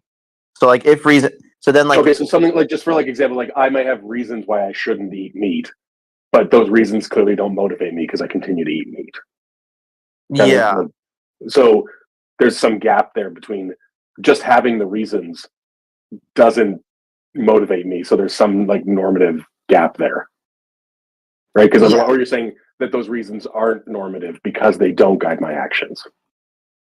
Yeah, exactly. Actually, Okay. and I think that's most likely what most people who are going to go down that route and like reject like categorical normativity in general.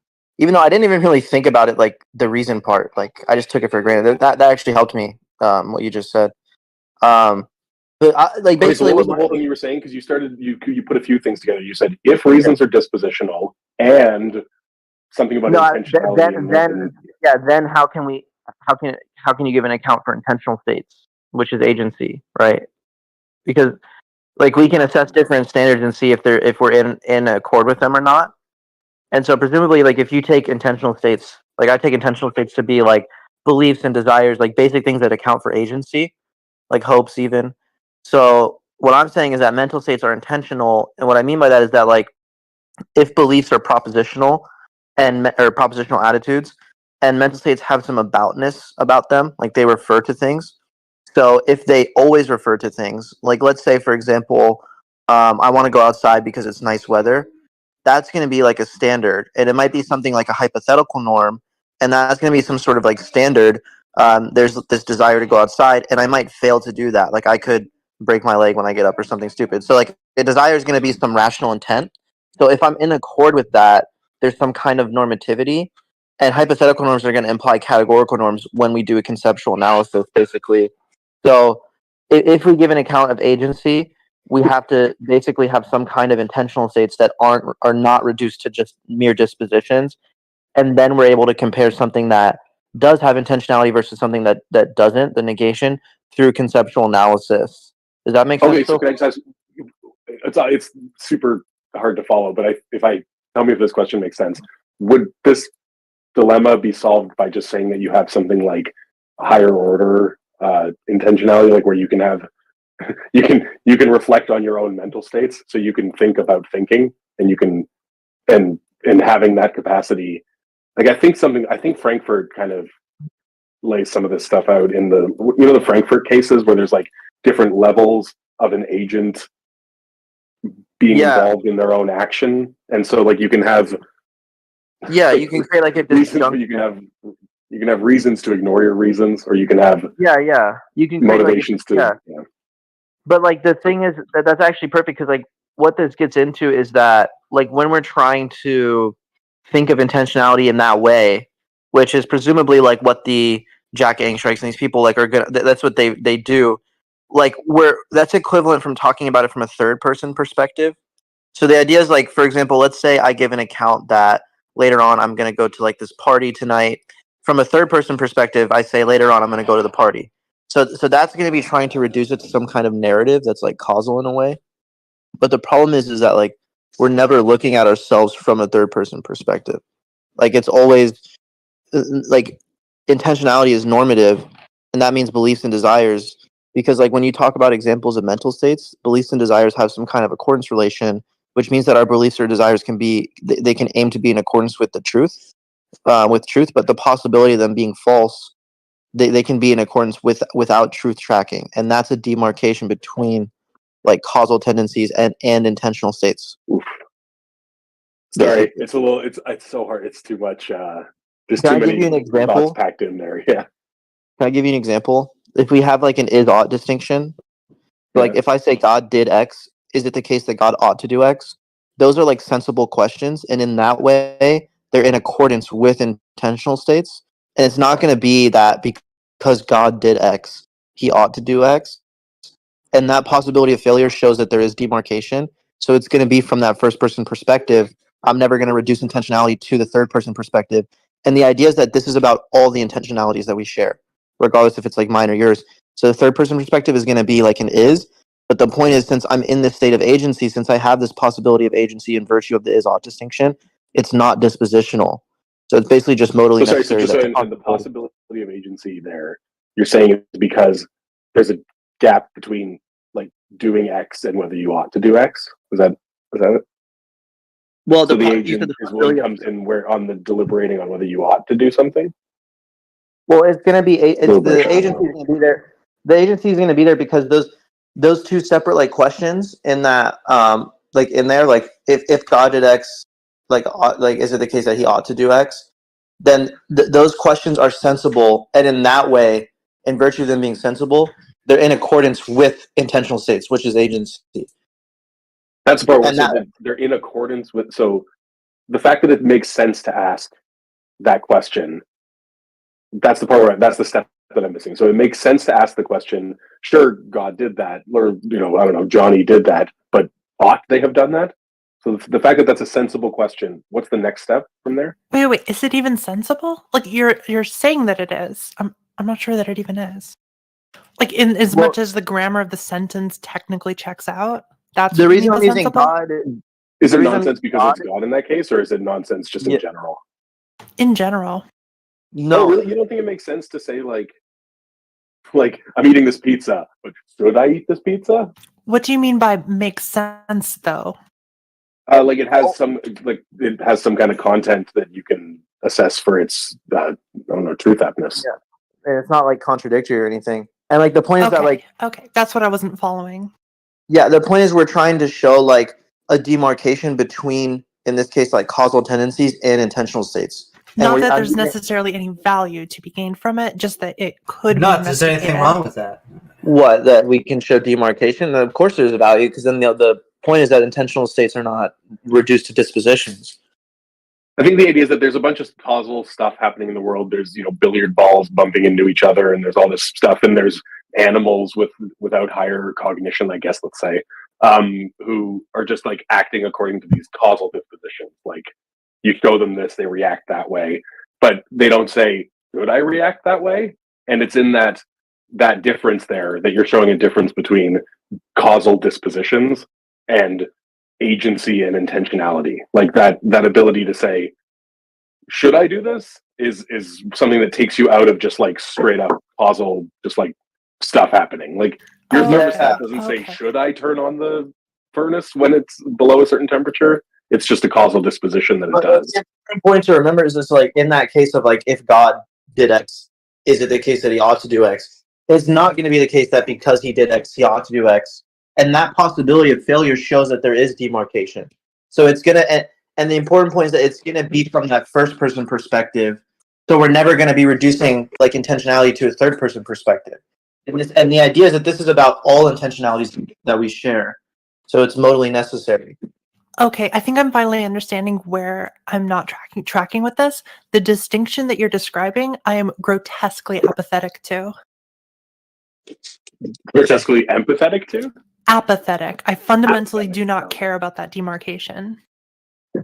Okay, well, it's Sorry, Because, my like, apologies. I'll butt out at this typically point. that's taken to be pretty important for some notion of responsibility, right? She's Like if you're fine. just causally disposed to act a certain way, kind of like your thermostat turns on the furnace, how is it to be said that you're responsible for your actions or that you're active at all? You're just another I don't. causal. Okay, so if you're Mhm. talking about the issue, which is otherwise described as like one of free will, I don't think that we have free will, but I do think that we behave as though we do. And so I don't think it matters whether or not you can actually assess the validity of these inquisitions. Like, it doesn't I matter think, because we're going to behave that way regardless. And philosophically, it doesn't matter. so I think the thing about free will, the interesting thing about it is that this is a question about most people focus on the free part and they don't focus on the will part. And so this is getting at that second part where it's asking, like, what is willing and what's the difference between an agent and a non-agent? But you can't really get clear about free will unless you get clear about what willing is at all. And so in that's this why case, some of the discussion about moral He responsibility was that has actor that shifted hit Chris from Rock, free will right? to agency itself. okay, so you're talking about the responsibility of a person versus the responsibility of a rock in this case. Because we do Yeah, like, ascribe what's the- moral responsibility to entities, but the question is what are we deciding is or is not an entity and to what degree?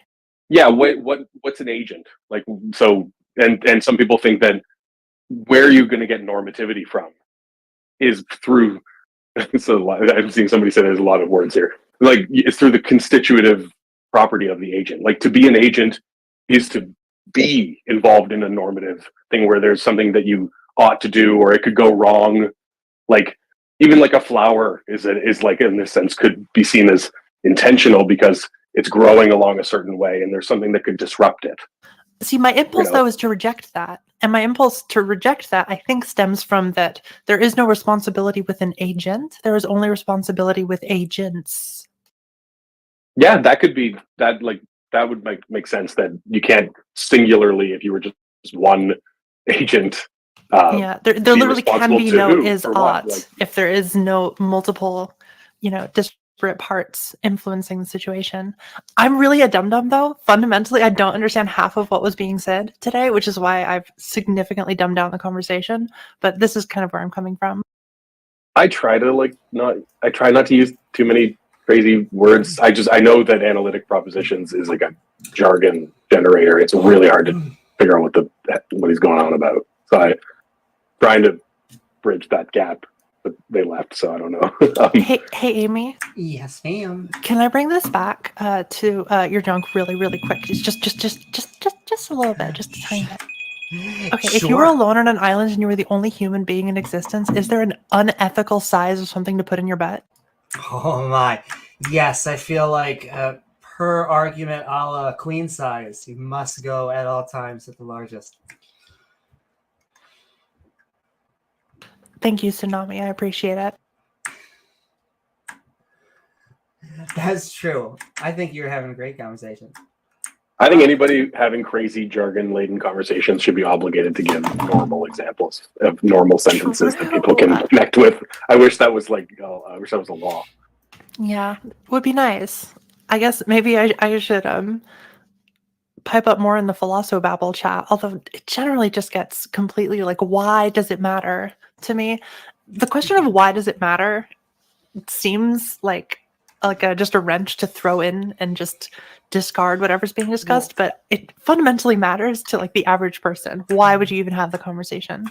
Why is almost never the actual answer to. Most people want to know the how or the what. They want to know how it operates, because you can say, why are we here?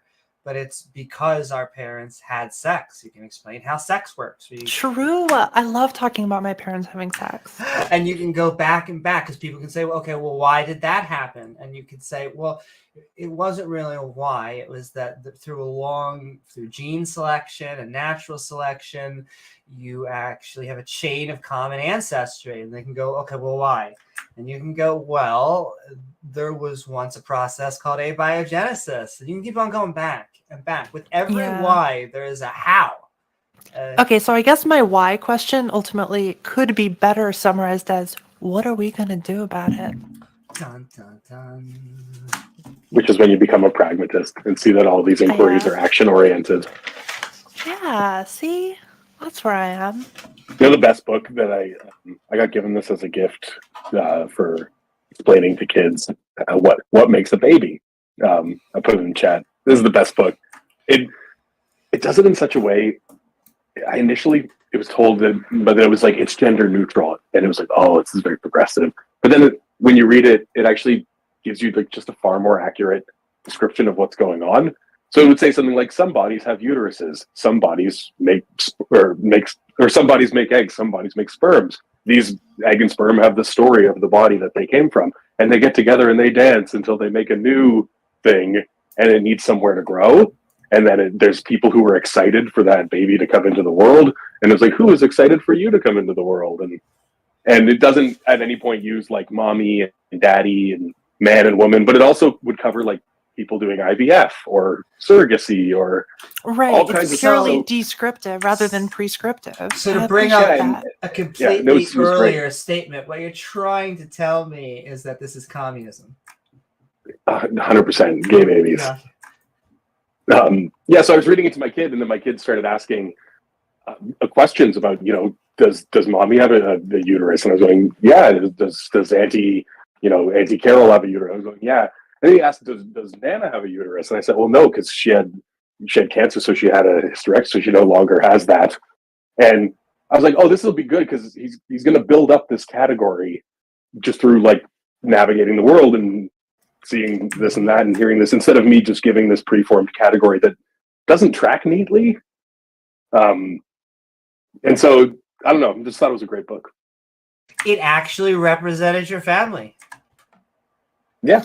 And it just accounted, it just made me reflect on it, where I was going like, oh, these categories don't track a lot of these kind of nuances. Because if I had just said something like women have uteruses, obviously there might be like a statistic that's generally going to be a reliable thing, but not in a lot of cases. That's and interesting, for a bunch of other reasons. It would have made almost it could have made an awkward thing, like, well, why is the book saying one thing and mommy's this thing? And damn, you are 100% correct. It was a great book. It made me think a lot, because I initially got it and I was like, oh, this is like a woke, progressive, let's see what they did with this topic. And then as I was reading, I was like, this is so much better than some other, like, conventional shitty book. What's the name of the book? It's in chat. It's What Makes a Baby. What makes a baby? Huh. I'd always wondered that. Yeah, me too. I always thought it was the stork. I have some short form documentary videos you might be interested in. Check our browser history. Go to RedTube. Reid. Okay. Oh, I know what you're saying now. We speak in jest. Yeah, and English, right? I'm just kidding. I know what that means. Nominally. Yeah, I was gonna say I sometimes do. I've been learning that. X videos. Yeah. That feels like a throwback for some reason. I don't know why. Classic site. No, that's my favorite one. That was around when I was a kid. Yeah, the I remember when I was normative young ethics of before, tube sites. sorry. Thank you. I remember before, when I was young, before they had like dedicated porn sites, that you'd be able to find those clips. They were 45 seconds long. There'd be 3 for a video. That was, Jesus. But That's is all it that's all ethical it took. to when you're impose ethics? 15 or whatever. They still have DVDs. You go into one of them adult shops, whatever. I'll walk up in there, and they still got like DVDs on sale in there. I told this guy running the store, I said, look, man, nobody watches these anymore. I watch them on VHS. Yeah. But you got to get the DVDs for the commentary and the special features. Oh, they've been sitting in there so long, like the box covers are all faded and stuff. It's funny. I should get back to work. I'm going to be off. Man. It's been a pleasure. I hope you have a good rest of your day. Work is for cuckolds. Thanks. No comment. Mm-hmm. But I thought porn was for cuckolds. If you're into that. Yeah. Well, I mean, if you're watching porn, you are a cuckold. I guess technically. Anyway, Speedy, you there, bro? I guess not. Damn. I hate that when I holler at somebody, they're not there, and then the room goes quiet. It's like a fucking retard. Well, I'm gonna I go up can't to help Adia it. I Forest almost, so they can ruin I my want to day. poke that bear. There's no way. I almost like. I don't not want to talk about that. wait, about what Oh, specifically? did they leave? Damn it! You can't just come in here and be like, "Porn makes everyone a cuckold," and then just leave, because then I just want to know his mistress or his master's name.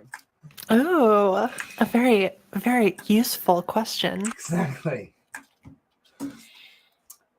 But yes, we can go back to epistemology, ontology, and metaethics. Yeah, back to epistemology for sure. Like a week hours. Sorry. No, not at all. Do not apologize for performance art. Listen. I'm being very immature right now. I'm 32 years old. I feel like a damn teenager right now since we've talked about this subject. I always joke that the 30s are when you're old enough to know you're young. I'm telling you, 32 right now, it's just kicked me in the teeth. It's just, Oh damn, I'm 32 too. are you really? Do you feel the same way? No, I'm finally at a point in my life where like things are actually going pretty decently, even if the world is on fire. It just feels like everything around me is just. It may be my depression disorder, but it's just like everything's just gone to shit. I'm sorry. It's all right. I'm on medication for it. You know how that goes. Mm-hmm. They got me on Zoloft. See, me and her come from a generation where something wrong with you, they just put you on something, you know, and then just be done with you. Well, it's better than leaving everything completely unaddressed. Yes. Yeah. Remember when we was kids? You remember the thing was what was it? Ritalin. You remember Ritalin? Mm-hmm. Yeah, I'm sorry. That's why I probably had such that visceral of a reaction. Oh, I remember Ritalin. It makes me like a robot. I don't know how to explain it. Like a plane could have been falling, and I could have been on the plane, and I would have been like, "Oh, okay, this is good. It's Tuesday, right?" Yeah, that's what I was on it. I was like 7 or 8. But I have ADD, that I will say, and so yes. Well, and it is good for treating. Well, it could be good for treating that. I don't want to, but I'd also. It seemed like auspice. Also, I just want to highlight her point as well, which is also that I don't want to be anti-therapy and pharmacology, or maybe big pharma, but not pharmacology and all this other stuff. Right. How are you, Andy? I'm doing good. How are you? Well, I'm glad you're doing good, but I was asking, how old are you? Oh, how old am I? I am in my mid-30s. Oh, awesome. So, yeah. But the other one, yeah, I'm glad We're you're all doing all old. right. But, yeah, we're boomers. Boomers. I always think it's funny because to me, the cultural wars are when you have one missing. And so it was the boomers versus the millennials. But the next war is going to be the Gen Xers versus the Gen Zers. Because the millennials are going to understand both sides. And we're going to sit there like Gen X has been right now. And we're just going to be chilling. But, you just watch that Gen X versus Gen Z. It's coming up. Yeah, I feel like more millennials are postmodernists than on either side. Yeah, we're like, oh, well, we see you, and yes. Maybe you guys can remember something for me. I was arguing with the room for like an hour about this. Do you guys remember Sending love, Pepsi Skyworks. Blue? We It was a love blue all Pepsi. ages. Isn't all Pepsi blue? Oh, that's the can, right? Never mind. Like the drink, it was like a raspberry. Counter apologetics. Oh my! True. Oh my! Nice. No, I don't remember a liquid being blue except for like Mountain Dew Blue Blast. I don't know the names of the Mountain Dew. I wasn't allowed to drink soda. Oh man, I wish I could get y'all to Eminem. settle a bet, but they looked it up. That was probably the smartest thing I've ever heard from a parent ever do. I had like a very visceral, really? But You're a new ager, aren't you? You look like a new age, like like one of those people with those balls that where they look into it to look at the future and shit. Oh, Yeah, you look I like one look of those new people. agey. Yes, I am. For better or for worse, I am the Mhm. people who debunks those people.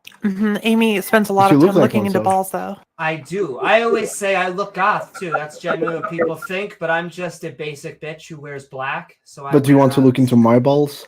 Are you a I connoisseur? don't know. Do you have a nice set of balls? Are you paying me? What's the going forward? What are we? Oh, you talking should about? be paying me. That's the thing. They're Oh, that Wow, nice. they're Oh, that wow. good? Oh my goodness. That is Hashtag I humble would brag. say these better be. Do I at least get to look before we get down to business? This is Pay first. in a museum somewhere, okay? If she's paying. I know. I normally get a date out of this. God, get some wine. Should I slide you my PayPal? Yes, please do. This is getting interesting. All right. I'm invested here. Listen. I like it when it gets a little bit erotic. Are you a connoisseur of balls? I like to think so. Crystal or Check her DMs. otherwise. Oh man, I'm not checking my DMs because I could be Both are doxing blushing, him. I don't know why. I blush really easy. Actually, I think I can actually confirm Artorius's ball quality. At least if it's genetic, because his mom's balls are really good. Oh shit! Her tits? Yeah, like, that's weird of you to say, but That, you know what they at called that. it back in our day? We call that a fucking He makes burn. He comes in here trying to be making edgy and all this shit. I mean, I She can't say makes much about your one accent down joke, here. and he's like, you can feel a little bit of brittle from it. Are you talking to me? Wait, you're 20? No, that's me. I'm 32, bro. All right. Damn. Boomer. I'm old. Yeah, I'm old as fuck. Oh Jesus. Not that old. I'm still young. I I'm in the worry prime of my about life. anyone. The when we say generational when we're in our war 30s that and we they were say, previously "Oh, God, describing, we're though, is an absolute red herring. The real battle, as we all know, is between the proletariat and the bourgeoisie. Indeed. Oh, communist filth. All Cringe. the big words, man. I live under a rock, okay? Is it a proletariat rock or a bourgeois rock? It's just listen. I grew up drinking cases of Monster and playing Halo 3 all night, Shit, sounds based, honestly. and calling people the F slur and stuff like that. But I was What about the N-bomb? huh? Fornicator, No, I was new not. ager. Nitpicker. A term used for homosexuals, Amy. Faggots. Flamboyant. but I can't say that Same. word because it's very rude. I don't like saying that word anymore. You know, but that's what we used to call each other in high school, like Jesus your loves friends me. or whatever. It's like, what's up, F word? If Jesus Yeah, I loved don't me, mean it he as, would like, put an a insult to ring gay on people. that I just mean that finger. you're I'll bad. tell you what. So I just kind of, in my old age, I just kind of Just welcome, Jaboon, though. Welcome realize to what the stream. offends We people love you. now. We love And, Christians, like everything's Jews, changed. Muslims. If We this tend to offends be a little anybody, I'm sorry. atheist Like you agnostic. didn't see very much transgenderism back when I was growing up. If you did, it was more in the closet. Like you had to find out. You know, things weren't as Yeah, a lot of really closeted people in the past because it was so violent and hostile for a lot of folks. Gay Oh, yeah. too. People weren't openly gay, and you didn't Yeah, see it as that's much. That doesn't mean it wasn't there. And I'm actually glad people are coming out now because, you know, what a rough time to live in. Like, people were killing themselves over this and all that. It's just sad, really. Oh, the good old times, man. The good old times. So good old times. You're like 12. And you were asking for my balls if I'm 12. What does that make you? As in, Uh-oh. like, anyone. You weren't gonna pay you for were my about balls. to- You weren't gonna pay for my balls. Like, Come on now. answer up. Anyone who, when they say we're 30 and you go, oh God, they're so old. It's just like this. Small little red flag, but you know. Mhm. Yeah, we're still in the prime of our lives. We Wait, ain't isn't PNR an 18+ server? I'm fairly Yes. I'm 23. All right. Oh, thank Oh God. man, I wish I was 23 again. So Oh God, no. 23 is the worst. Nobody I'm likes so you when you're awkward. 23. I learned that from Blink 182. That's true. I was so awkward growing up, like trying to figure out who I was, and being with the ladies and stuff. I was just so awkward in myself. But now I'm grown. I'm totally comfortable with myself. I am straight. I am a straight male. I am a straight male. But I was never good with the ladies. I was always just friends with them. But can I just say before you go any further, as you get into your 30s, just understand that if you are a good, decent, hardworking, all of the things that your mama told you, as you glow into your 30s, let me tell you, that's all going to be mighty nice and asset. The 20s, not an asset at all. But let me tell you, as you go into those 30s,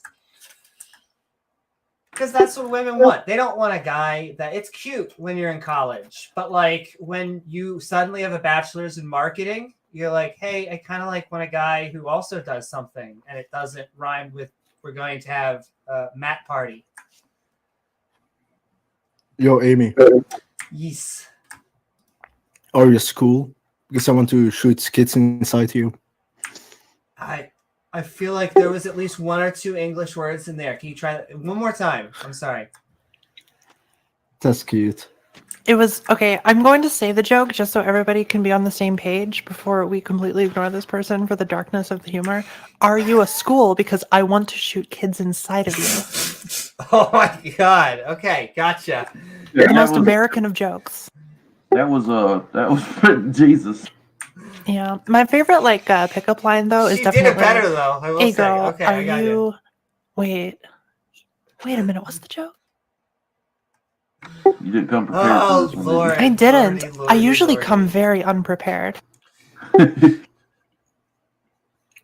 Now it ain't gonna be funny. Oh no, it's an I like my joke. It's like I like my women like I like my sushi, slowly drying out over several hours on a conveyor belt. Oh my. Good God.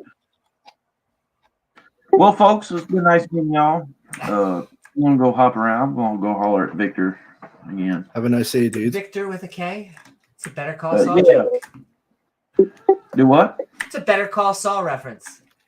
Oh yeah. So you guys have a wonderful day. I hope you have a fantastic day. Well, I still hope he has a good weekend. Where's my money? Listen, lady. Huh? I normally. Well, You actually, sweet hold on. I'm summer being child. called. All right, J.R. Good person to quote. George R.R. Martin. I'll be right back. Oh boy.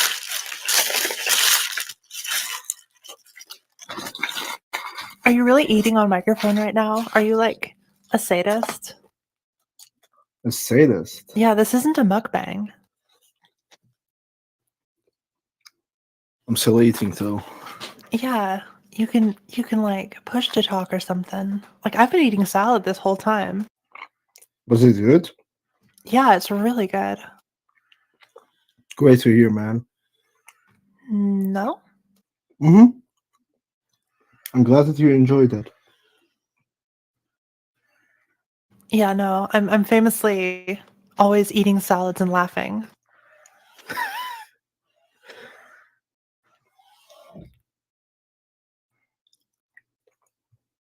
Yo. Uh-oh, somebody's on fire. Back in 1939.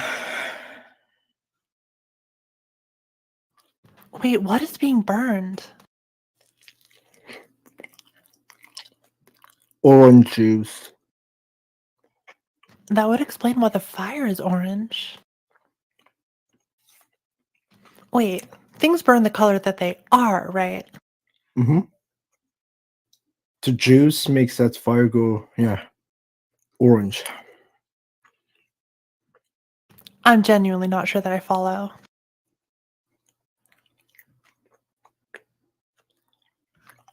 I I'm know. also famously a terrible conversationalist, so yeah, Minuteman, I don't think that we can, because I don't think either of us are room operators here.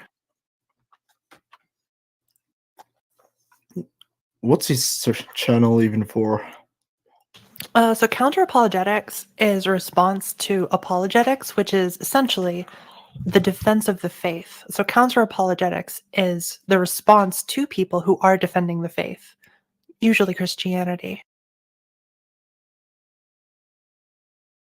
All right. Are you strong or weak atheists? I'd say weak by most definitions.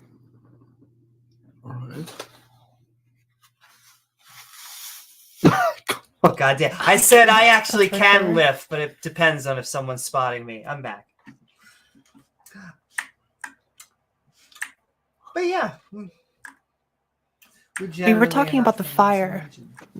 We're trying to figure out what the hell it is. We didn't start the fire. At least someone told us. What's up, Jabone? Are you acidic or alkaline atheists? An excellent question, Tsunami. Well, people call my humor acidic, but I like to think of myself as alkaline because of how fucking basic I am. I'm not gonna lie. That was pretty dope. And yeah, that's a nice fire though. I mean, maybe. I'll head over there. Who's over where? But we welcome you. I don't believe because Now we visit a very different kind of jungle, a concrete jungle. Here we have Afronigrus americanus, more commonly known as the North American pavement ape. Feel like he's being Looking for a mate. thing. He just came from a nearby 7-Eleven where he... Jesus Christ. Always with the... is ready to set up. This is the difference, I guess, more between the 20s and the 30s. Oh my god. Should we crash Adiaphora? They're kind of fascists, but they might be interesting. Might be, yeah. Yeah, I kind of just took the sound down because I love you. Yeah. But like the TOS stuff and well, Yeah, it's a bit much. I will also continue to say it. I hope you're doing it because you're edgy. I hope you're doing it because you think Now it's our funny. Negro and his... Yeah, I think Artorias just loves edging. Well, I used to Artorias, are you a virgin? The answer is yes. I was gonna Regardless say, of should what we the take answer bets? is. The answer is yes. Virgin is not in reality. It's It a was mindset. someone using a documentary tone to pretend like they were talking about apes, but they were talking about black people at a 7-Eleven and buying things, ape balls and all this other shit. It's stuff that you play when you are fucking edgelords. Thank you for your stanky puss, right? But you realize you're not a high quality man, though, right? You can barely even converse. I mean, the thing is some woman who's showing you a clear... First off, if you're a virgin, you have nothing to offer as a man. I'm not a virgin. You have nothing to offer as a but man. I don't need your validation. No, you're not. Princess That's Kate. it's Virgin pretty is a obvious frame that of you are, mind, babe. and you are exhibiting a massive, virgin skull-shaped situation right now. Pain If does you not want to count gaslight me, as you need losing to your step up your virginity. game a little. Ooh, you can Pain tell doesn't count as Osmus losing your gets virginity. this all It has to day be in consensual day. without an Oh, you exchange of She's sweet summer quick. child. So relatable. Is that a can't help it. euphemism for being cool? Because Tsunami is in fact cool. Yep. Oh, yeah. So anyway, Indeed. What's on your mind lately? How much do you make a year? how much do I make a year? Yeah. Reminds me of the Goldie's I'm a comments. private investigator. I'm a private investigator. Oh, so I'm guessing that's not paying too well then. We have a few jobs. Like this is like a side job. That As in you that expect we're doing. privates? Is that where this joke is going? No. Oh my god. You just called that shot from a mile away. But no, to answer your question, that wasn't to be edgy. Like I'm an unironic national socialist. I believe a country belongs to Try to turn the off indigenous people of the land. And yeah, that the borders should be He controlled. puts on a glove. Oh, so like the Goes Native right to Americans town. in the United States. Nope. They're not the native people of Americas. That's What right, do you mean? Skyworks. I will. Have you been naughty? White people are the ones who built the nation and made civilization Oh, into goddess. Americas. Oh my god. So might definitely makes right. Might yeah. is the thing that determines Also, whether or not you're the native It population. was definitely them. Whether right? you can beat It people was I'm up. not- the people hold in on, hold on, wigs hold on. You're like who went mentally out redacted into with that the argument field. right now, I'm not Artorias. someone who follows might makes right, but Ah. I don't condemn those that follow it, but it's that most of the cases they're hypocrites. It's Are only we through talking sin. about the people that fled England because they Woman, couldn't get woman. any type of autonomy? They were to They were live with? total Or are we talking pussies, about the yeah. people that were brought over, Irish people that were brought over as indentured servants? So this is That a later weak became the mental planter class. game that Which we're one are we playing here. So can you wait with your sea lining until I'm finished, right? We are explaining history to you. No, you're not. So basically, the only true sin across all religions, or yeah, lack of religions, as you may call it, Where we come sinning. is hypocrisy, right? No? What? Yeah, there it is. The I only feel like true a evil Norm is hypocrisy. McJohn joke just came As out. long as you own up to the same rules that you set up for others. Do you know what the Yeah. worst part about the Armenian genocide was? The hypocrisy. I mean, Yeah, if the- hypocrisy is if the problem. That's why in, for example, the Old Testament, there are very explicitly different rules Can't for even. the I Jews and just can't non-Jews. even. I mean, I'm not a Jew, and I don't follow the Old Testament. You're also not a Christian, right? I'm a black man. I mean, I'm a Christian atheist. A Christian? You're a cultural Christian? Or a cultural Not- atheist. No, I Yeah, follow maybe. the earth. I follow the earthly teachings of Christ. I'm sorry, what? The earthly teachings of Christ. That's So it. a philosophical Christist. Stop the buzzwords. You're not smart. I think I the am a correct dumb phrase is a confused Oh, human. I think she used the Ah, pronoun yes, to- thank to- you. was Mayo, supposed to- this our new friend here, Artorias, was just explaining how white people are the native population of the United States. Oh, it is true. Night people are the native. Oh wait, so did you say white? Never mind, I completely misheard. He said the country was built by them too. There was just a bunch of white people in fields, I think, was he was Mhm. trying to hint at. But So why if do you we look talk at the to language why do that we was talk there, to if you look at edgelords? the ancestry and genetics of American Indians, right? They have quite some white Yeah. in them. The American Indians are not pure breeds. They're basically a I'm mix of like, sorry, breeds. what? Like animals. I agree. I agree. They aren't breeds at all. True. Yeah, Some no, crossbreeds. Artorias is, I think, a proud member of NoFap, and that's why he's edging so hard right now. I think it's edging more than Artorias, where are you from? Belgium. Ah, so what would be your genealogical history? I've had much better chocolate. Belgium in particular. Wannabe French, I believe, right? Hmm? The genealogical history wannabe French. I'm not. I'm French. guessing part of it I is don't. French, part of it is German. It's Dutch. definitely not. Part of it is Irish, Dutch. Italian. Part of it Anything. is Wallonian. Mm-hmm. That's not true. I'm not ethnically Belgian. I don't think you understand that we're not talking about two. They were actually the We're talking first about race Belgians. here. If you're And so he is in fact a purebred Belgian. Actually, yeah, especially, I think the purest breed possible would be if your parents are brother and sister. So, Artorias, do you cop to that? that's not correct. That's not correct, dude. It's not?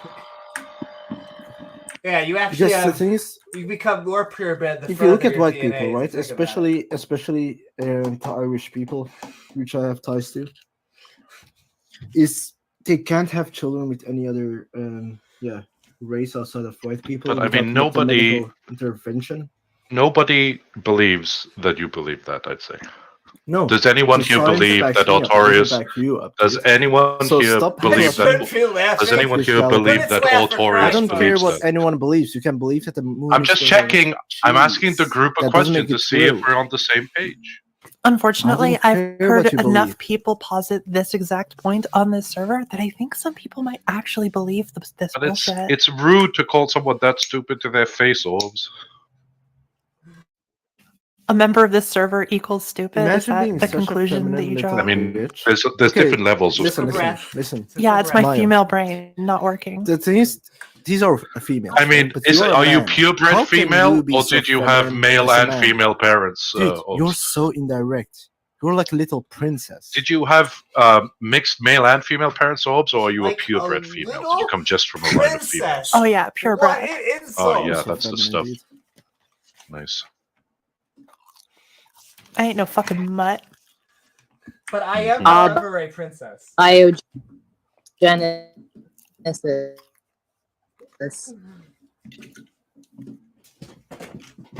I meant to make all that noise. What? Sorry, I think you were cutting out there, Tsunami. What? You were cutting out there. What was that? I said abiogenesis. Ah, biogenesis. Abiogenesis, out of biology. Abiogenesis, one of the many biogenii. Indeed. Base Chad Mayo injecting himself into Chad again without consent. Oh I've been chatting up. I've been taking underground chat drugs and chatting up to attack my very sad femininity that apparently I display. How sad. Yeah, femininity is inherently cringe, as Artorias can Yeah. attest. Goodness forbid. Not necessarily, but if you're a man, right? And you're such a feminine little bitch, what do you have to offer? I don't know. What do you have to offer? Clearly, you've never do I heard have Mayo's to offer? based Oh, I puns. love. I'm just sending love. I'm sending love. I'm highly skillful as a man. I'm intelligent. I'm sorry. I help people out and I I take out threw that criminals. bait in there, right? So This is Oh, some yeah. Contribute to Tinder. the world. This I is fight some Tinder government profile. corruption. Swipe I have right, a portfolio people. to show for. What do you Swipe have? right, Behold ladies. the Belgizoid skull shape. Swipe right, ladies. He's a superhero by night and Irish intermixing breeding denier by day. Every time I have ever got these, like, the race realist, or whatever the fuck trying to put forward, if you look at if they even give a profile pic, it's not their best. They are not putting forward Actually, their best. I quite literally look like the dude in my profile picture. Okay. That's why I really Is that picked him. Anakin Skywalker? Yep. The guy who. That's a wait, very you were talking about very Anakin Skywalker earlier today, feminine. Amy. I was. It's like a self-fulfilled prophecy. I believe it. That's Anakin Femwalker. Just to Mommy's point, based on the cute hair and so on. Hey, I take Very him on. cute Oh, hair. you Very sweet fun. summer child. I would. I'd let that force take me. Yeah, we Yes, do we sim all for like Game of femboys all up in Thrones. this bitch, so. It's true. I want him to stew with that awkwardness. I don't even want to hit that click. That's right, femboys, femboys. Yeah. Just wanted to let that, Yeah, marinate. just let it hang in the air there while we listen to Artoria's snack. When you went to go take your phone call, like genuinely, it was just munch, munch, munch, like mukbang material. God damn it. Hey, How are you, Shay. Oh, if it isn't people talking nonsense on here, it's horrible news in the world, isn't there? You still haven't made a single Somebody argument. needs to remind me to stop looking up Texas Capitol bills. It's just not good for mental health. I don't know why I do it. Oh, Texas is a...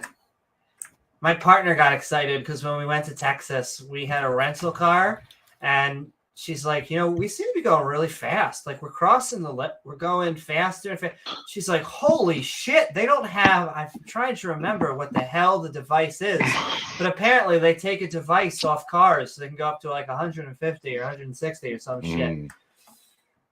Texas. It's called the odometer. That's what they remove. I thought the odometer... Well, why am I bothering to make a Deep Space Nine joke? You don't get Star Trek anyway, oops. Hey, I know enough to make the one joke that I made earlier. That's right. the one joke. Mhm. HB 2889. Straight, never divorced couples who have children after marriage get a 10% property tax break per child up to 10 children, meaning a 100% property tax per child.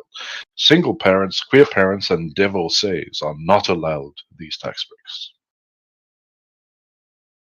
Goodness forbid that the, children get access to the benefit of a tax break. But wait a Yeah. second. They're all about family values. Yeah, Mhm. they only want to promote couples staying married at any cost, and Can the we- number of children increasing Even with at black any eyes. cost. Can we That's agree what they to want change the avoid. banner to some family values? Not Yeah, family indeed. values. Well, There's no actual family values there. It's just fascist values. And It's it's- some families. It's whatever I gatekeep a family to be. It's not whatever Indeed. is like a child and their love network. Forget that. generally they mean our families and go Mhm. everyone else. Yeah, you don't even need to have children to be a family. Indeed. No, you can steal them. True. So, check the text chat for a sec. So it's backing me up, not you. It's Like- backing me up. I can only Native First Americans imagine are what more that closely means. related to East Asians and ancient North Oh, Eurasian, Jesus Christ. right? So basically, Are you trying yeah. to do some genealogy? We were going to make fun of you no matter where you were from, no matter what you said, because you have this stupid purity test about race that none of us hold. That First doesn't of- matter. You can hold that the moon is made of cheese. Yeah, That but doesn't make your claim try- true. True. the point that I don't want to speak for Amy, but the point is trying to argue with you is like giving a COVID vaccine to a cucumber. What's You the haven't point? made a single argument yet because you have Agreed. no leg to I stand Neither don't- have I- you. You have I no leg don't- to stand on, and you have Agreed. no legitimate response. Agreed. I don't Yeah, you attempt. I don't So, try to vaccinate You cucumbers. lost the right to speak. Shut the fuck up. I don't try to vaccinate cucumbers. lost the I right to don't speak. bother. You lost the Okay. right to Arturius, speak. shut the Stop, fuck stop up. being a child, Um, Oh, please. it's a Hori Artorius, speaking I again. do actually have a response to you. What's up? The response is, so what? So what? It Yeah, gives me so right. what if the very genetic fact makeup that of you Native develop- American if the genetic makeup of Native Americans is or is not whatever you might claim it to be, so what? How does that So- conclusion so- impact? yeah. Native Americans anything. came over the Russian Strait. So white when people Alaska and white people got to Oof. the Americas first, but then this other group of American Indians. No, yeah. indigenous people came here like 40,000 years ago. There's two separate migrations. One was like 40,000 years ago. The other one was like 20-something Right. thousand years And ago. dude. Artorius is saying that they were white. That's the thing. You do understand that very the concept first- of the very whiteness first- is the very- very modern. The concept of white. Okay, the concept of niggers is also. Oh, very okay. modern. Not you've been talking about lost. You're lost to vote. I'm muting you right now. Yeah, I'll do it too. I'll mute as well until we get a mod in here to deal with it. Actually, would everyone like to move into another room? Let's say pragmatist, and then I can just mute lock him from there if he wants to follow, which Sure. hopefully he won't. Cool.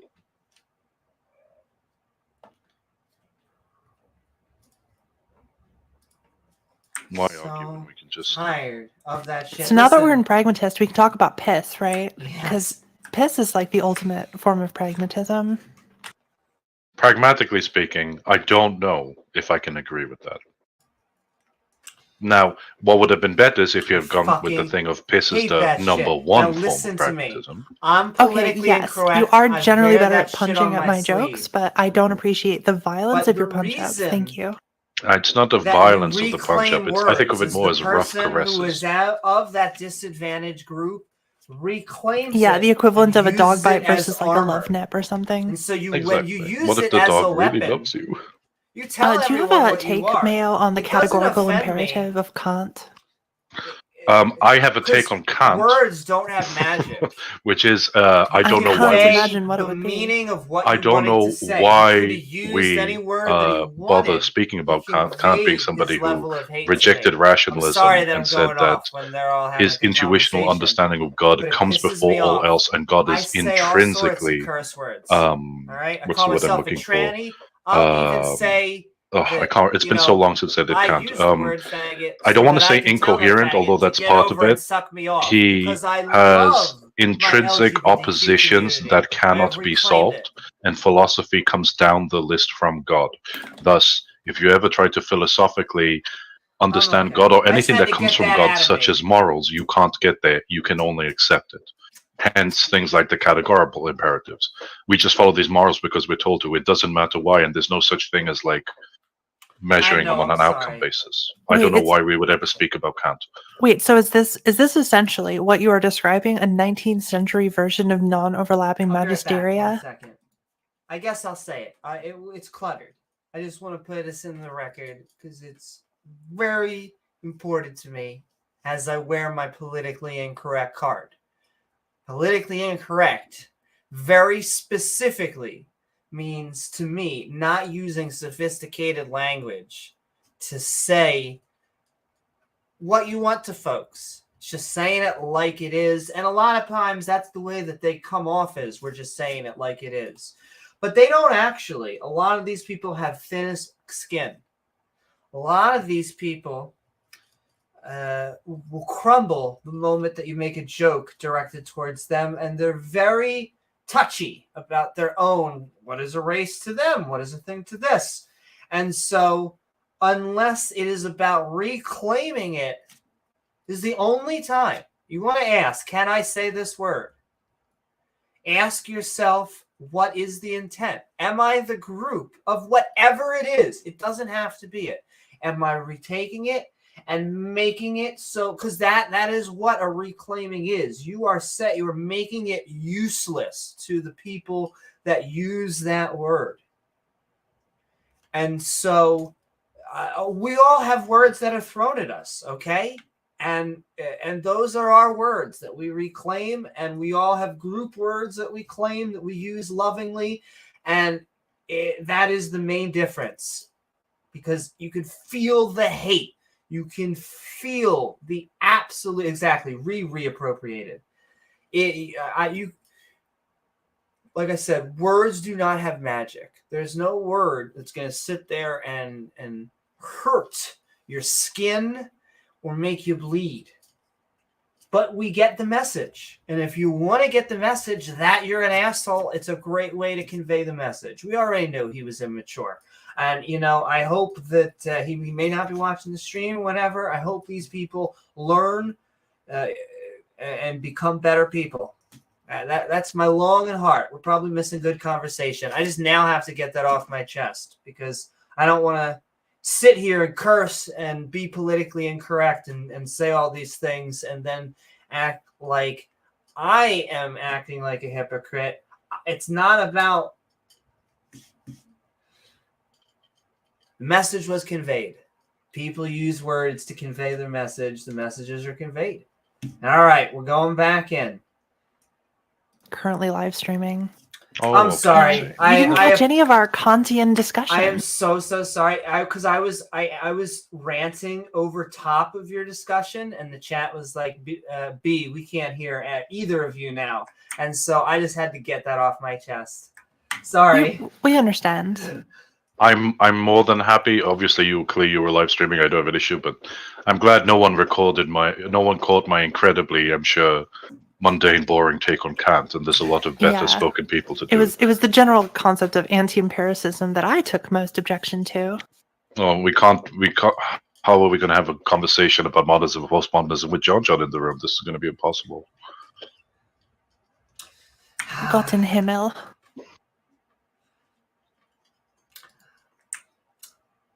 But yeah, we haven't got many theologians, I will say, to kind of like... We had a good moral argument earlier. That was a fun back and forth.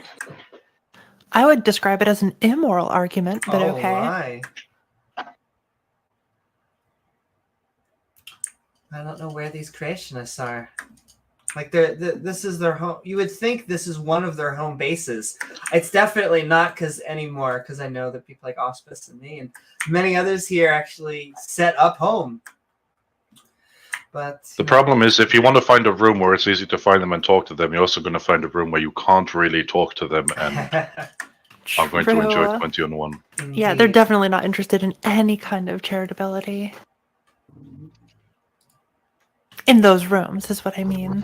Oh, sure. Yo, yes. Here we go. What are y'all's most controversial views? I think anime is for children. I do wear white after Labor Day. I think the Oscars aren't worth watching. Now, anime for children, that's a tough one. You know, Wait, what about mine? I don't think that love is there's a a real lot concept. Oh my. Or rather, I think that love is not real, it's just a concept. I mean, don't know, I one could think argue Matt that Walsh everything is just a concept. Yeah, that's your thought. Matt Walsh would troll his chat. He'd say things like that, like, yeah, you know, video games are for children, grow up, and then like this all the people in the chat just go nuts. That's so funny. Wait, if Matt Walsh says the video games are for children, then why is he always playing Subway Surfers underneath the videos I see of him? Playing what? Subway Surfers. To go back to an earlier comment, oh, the hypocrisy. I don't know. I've never seen that. I've never seen him playing Subway Surfers. Yeah, let me just gesture vaguely at hypocrisy and then like stand back with my arms crossed, like grinning like I just ate a big pie of shit. I've also seen Kent Hogan play Subway Surfers with Matt. Yeah. I don't hate Matt Walsh. Well, that was the Matt Walsh hate right there. Isn't Matt Walsh the Matt Walsh was a fucking disgusting, He's a like Nazi, bigoted, fucking psycho, pedophilic piece of shit. Yeah. True. Why do you think that? Because of the things that he says. When you openly advocate for lowering the age of consent for marriage, yeah, it's pretty much saying that you're an ephebophile. Do you know the context in which that was said? Yes. The context. Yeah. What was the context? The context. The context was that younger girls are please. more fertile, and so we should marry them. The apparent context that he pretended to be appealing to was that as there was teenage pregnancy and unwed pregnancy, it would be better for those pregnant teens to be in marriages. However, his argument didn't sustain that at all. He didn't manage to ever make any good argument for why pregnancy or outside of wedlock is the issue for the wedlock, right? And the argument that he was making would not result in more babies to married parents. It would result in more married teenagers. That's all. I thought he was just saying that Jesus Christ. Like, you know, teenagers. What does he say? That teenagers are the most fertile, and that's what's up. Is that that's the what's only thing you guys you are just upset heard about? out of that statement? No, You definitely. it was just The only explained thing to you I two heard- ways. Tsumami just explained to you what it was he was going after, and I just told you what his argument was. So what's the problem? He's working. Well, Is the problem just that you don't? Is the problem just that you don't know what he had to say? People think that We know the one have line babies he did get married, here for of example. all You're of that. 16, another girl. Yep, you get the point. So I don't know if you guys have an issue with that. You Do you guys have an okay? issue with two 16, 17-year-olds marrying each other and having a baby? You just can be clear again. Yeah, Tsumami absolutely. pointed out what the problem Yeah, the was. children, I that pointed. is the problem. Tsumami pointed out what the problem was. I pointed out what his argument was. Do you disagree with either of the comments made before you go on to change to a different thing about whether we like teenage marriage? Do you accept now that that is the structure for what Matt Bosch was saying? That we should accept teenage marriage? No. Sure. So you weren't listening. The reason to lower the age of marriage, in theory, is so that teenage pregnancy results in a child of marriage. That was the argument. He was trying. It was to a say- bad argument, and what he was actually secretly crypto arguing for was let's have younger married couples and be able to marry teens. He was talking about people in their mid-20s marrying 16 and 17-year-olds. Oh, really? Really? Are you Yeah, but sure? the problem isn't that they're getting Can I- pregnant. The can you problem is send that me they're some- I not wanna see married this to myself. him. I'm sorry, listen, I don't understand your position. You came in here to defend a position that you apparently haven't heard? I asked you guys what the context was. Yeah, and then So- we gave it to you. And then you started defending it, even though you weren't defending the context given to you. Shouldn't say. Well, I mean, Matt Walsh isn't very special, guys. He's just like a mouthpiece for the conservative. So, like, if Yeah, you're but a conservative leaning, sensual such as myself, mouthpiece. it's not hard to understand where people like him. I could just understand, kind of guess what he's getting at pretty accurately. Like, Sorry, I like I said, misunderstood. this is going to be a I conservative misunderstood. site. Yeah, I picked Catholic, up a right? lot of data. Sorry, too. I It sounds misunderstood like the he scope wants of this to discussion. marry You came in and said, teenagers. "Why do you hate Matt Walsh?" Tsumami gave an extremely good reason for hating Matt Walsh. You started to defend the construct. I explained you had the wrong construct, and now your point is, well, he's just a mouthpiece, blah, blah. So do you now accept that Tsumami has very good reason, like the rest of us do, to dislike specifically Matt Walsh? Actually, no. I don't think that. Like I said Okay. before, that's his opinion. Like, you Cool. can disagree with Matt Walsh without hating him. Okay, what do you like about Matt Walsh? Like, what I like about Matt is that he's really Tells it like it giving a lot of conservatives energy, for lack of better words. He's really getting us all riled up in terms of taking it to the radical left. You know, we're done with their feelings. We don't care about their feelings or the safe spaces anymore. We're going to tell them they're crazy and insane, and that's just going to Do be the way it children's is. hospitals count as the radical left? Do children's So, I mean, that's hospitals count great. as the radical left? That's great. What was that? Love his I'm asking you a answer. question. Do children's hospitals count as the radical left? Well, the leadership is corrupted in certain areas. I don't know if it's all areas, obviously, but like, for example, when it comes to like sexual reassignment surgeries, Oh my god. unfortunately, there's a lot of money involved in these procedures. Is which there a is reason kind you of can't probably the stick to reason one behind why it's corrupt? position before jumping around? Before you jump around, let's I was just go just again. responding to the question. I understood that. The question was about children's hospitals. You started talking about the leadership of the hospital and went into transgender surgery, which was not the question. Yeah, like if you were going to take your child to go but it to a was- doctor to it was transition what or I something was like that, hoping he would that's say. what the conservatives are going to be concerned with, is that the people at the children's hospital are corrupt by like neo-Nazi ideology, or not neo-Nazi So my ideology. next question is, that means Neo-Marxist that, ideology. does that mean that you condone bomb threats that are called in by conservatives to children's hospitals because they're performing gender reassignment surgery? Well, Which I they're mean, this is not. a big deal. Like, conservative parents all across the United States It is. feel It's a as big if deal that their it's not children are happening. being targeted by radicals. I asked you yes or no. Do you condone a bomb threat being called into a children's hospital by a conservative because they disagree with the fact that they are doing gender reassignment surgery? And No, you want I to talk don't about agree with children that. being threatened? Do you feel that conservatives feel that their children are being threatened? How do you think a parent of a child that's receiving care in a children's hospital feels when they have to be evacuated because there is a bomb threat that was called in? You jumped in with people on the right are feeling a certain way. To do with the Conservative Party as a whole. It's a good question. You jumped in with people on the right are feeling a I certain don't way. know if Are he you has saying an that you answer do for now you. care about the feelings of people that you agree are wrong? I don't understand. Say that again? Do you care about the feelings of people that you think are wrong? I mean, generally speaking, it's a case-by-case basis. I take it as Okay, interesting that it's a case-by-case basis, but then part of your stump speech was, I'm so glad Matt Walsh has stopped people caring about the feelings of the left. Not very case-by-case. Well, But then your argument against Tsumami was, this is causing a lot of parents to feel as though this is happening to their kids. Are you aware that the issues that you're talking about are not happening to said children?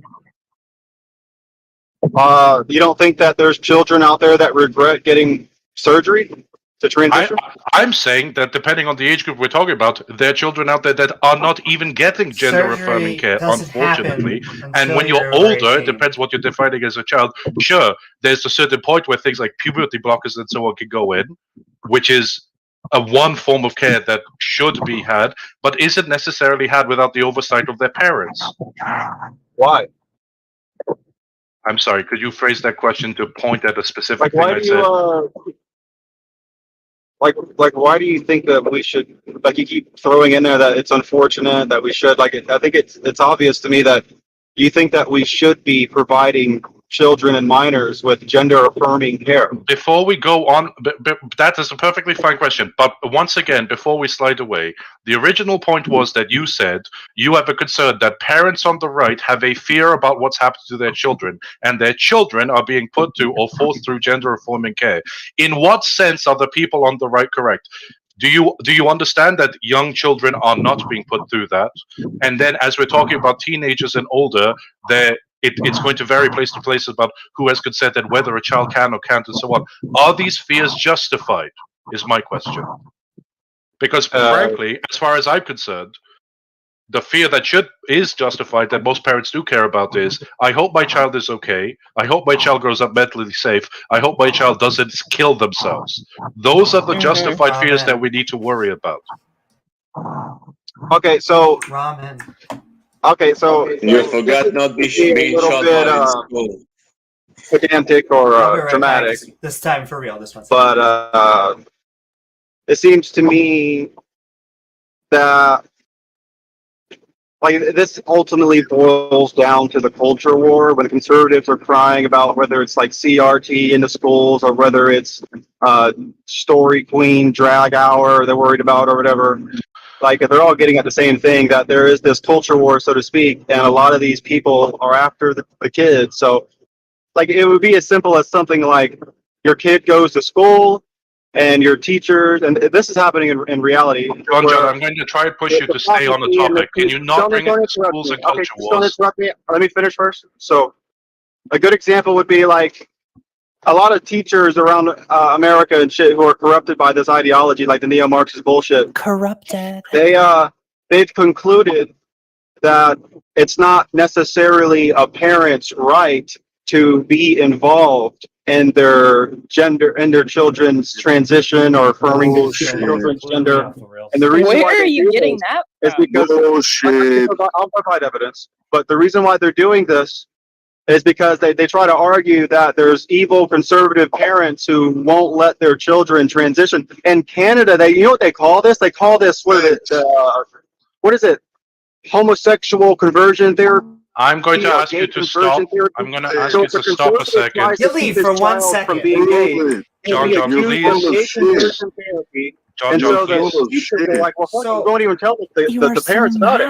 About You're so full of shit. Can I just say, I can this provide does evidence not of this. You can happen. argue the evidence. This is a massive conspiracy theory. We were just talking about this earlier. There's like 1 or 2 bougie schools who have drag queen story time, which they're reading stories about, like, at the end of the day, everyone learned you need to share your toys.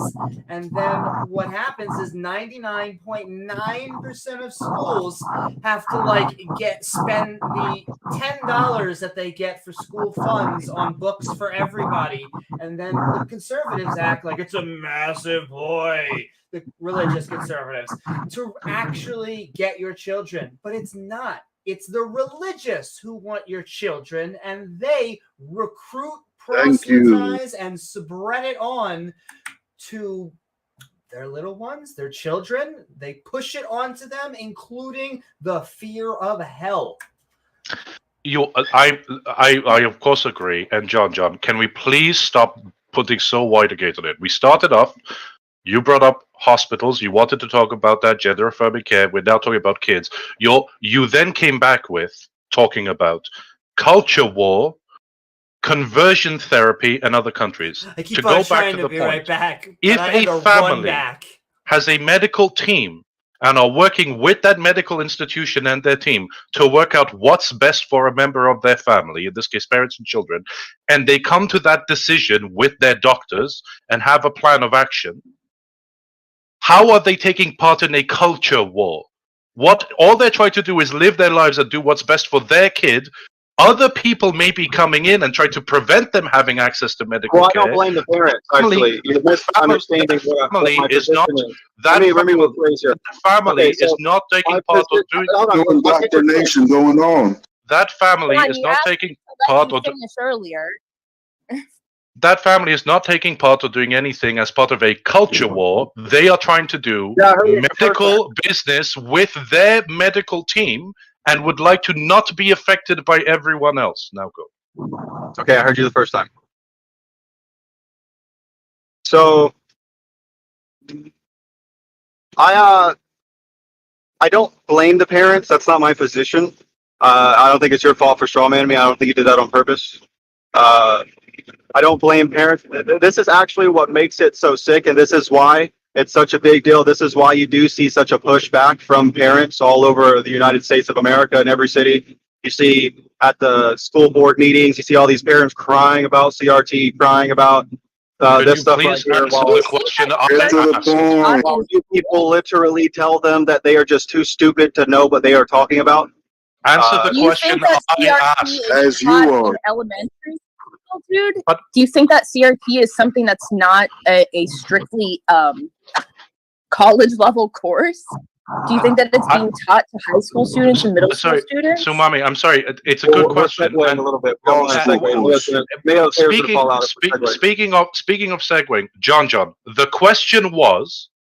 Please answer this question. There's no need to bring up CRT, conversion therapy, or anything. The question was, when one family is taking part with their practitioners for the best medical outcome for their kid, how are they taking part in a culture war?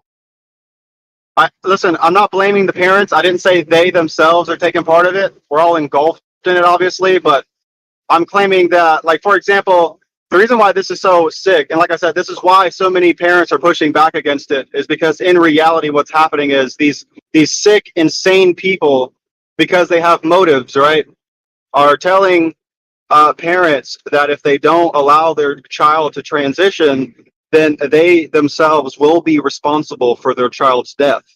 Because they are. The transgender community and the suicide rates in the Jewish community in the Holocaust, right? There's just astronomically high suicide rates, and they're blaming us conservatives, just like you people. You say we're evil, we're Nazis, we're not accepting them. It's ultimately our fault, and so the parents get roped into this narrative, and they let little Timmy wear a dress at school and transition, and then you sound like the only one that's roped into a narrative, my guy. You sound like you are the one that's drinking the Kool-Aid. You took the slippery slope all the way down to the bottom. You shouldn't blackmail parents into transitioning their children. How does it feel, John? Where? Show it. How does it feel? Show it. All I've heard so far is that this is what I've heard John say so far. When a family goes to the experts for the best healthcare and well-being of their child and get the correct information, that correct information puts pressure on them to do what's best for their kid. We don't legislate that, unfortunately. We don't legislate. I'm just finishing my sentence. There are infinite genders. I'm going to mute you so I can finish my sentence. When they're given this information, and then that puts them under pressure to do the best thing for their kid. It's not legislated for, unfortunately.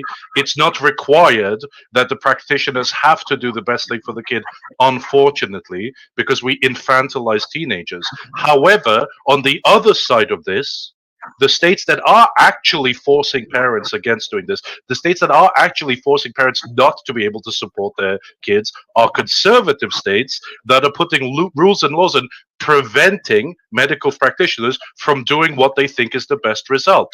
Take, for example, in Texas recently and the others, where the CPA can now go after parents who facilitate any form of, it doesn't have to be surgery, it doesn't even have to be medical, it can just be going to a doctor and discussing social transitioning. They can have their children taken away from them, they're teenagers.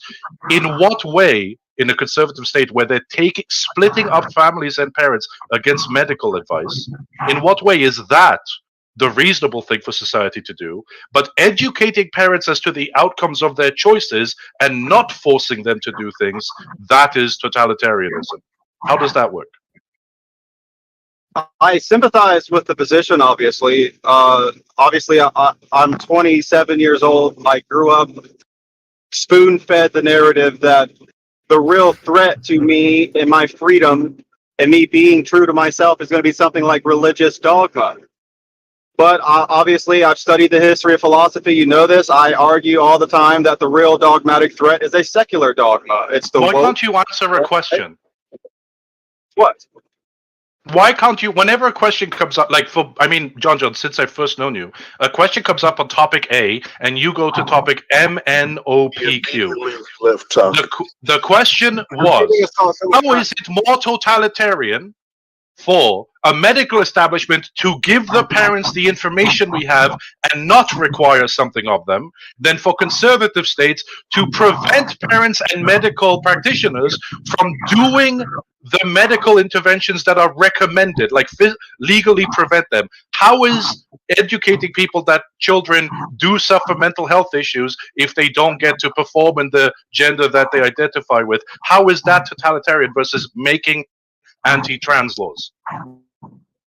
How is that totalitarian? It's the word you brought up, yes. I'm not arguing that it isn't.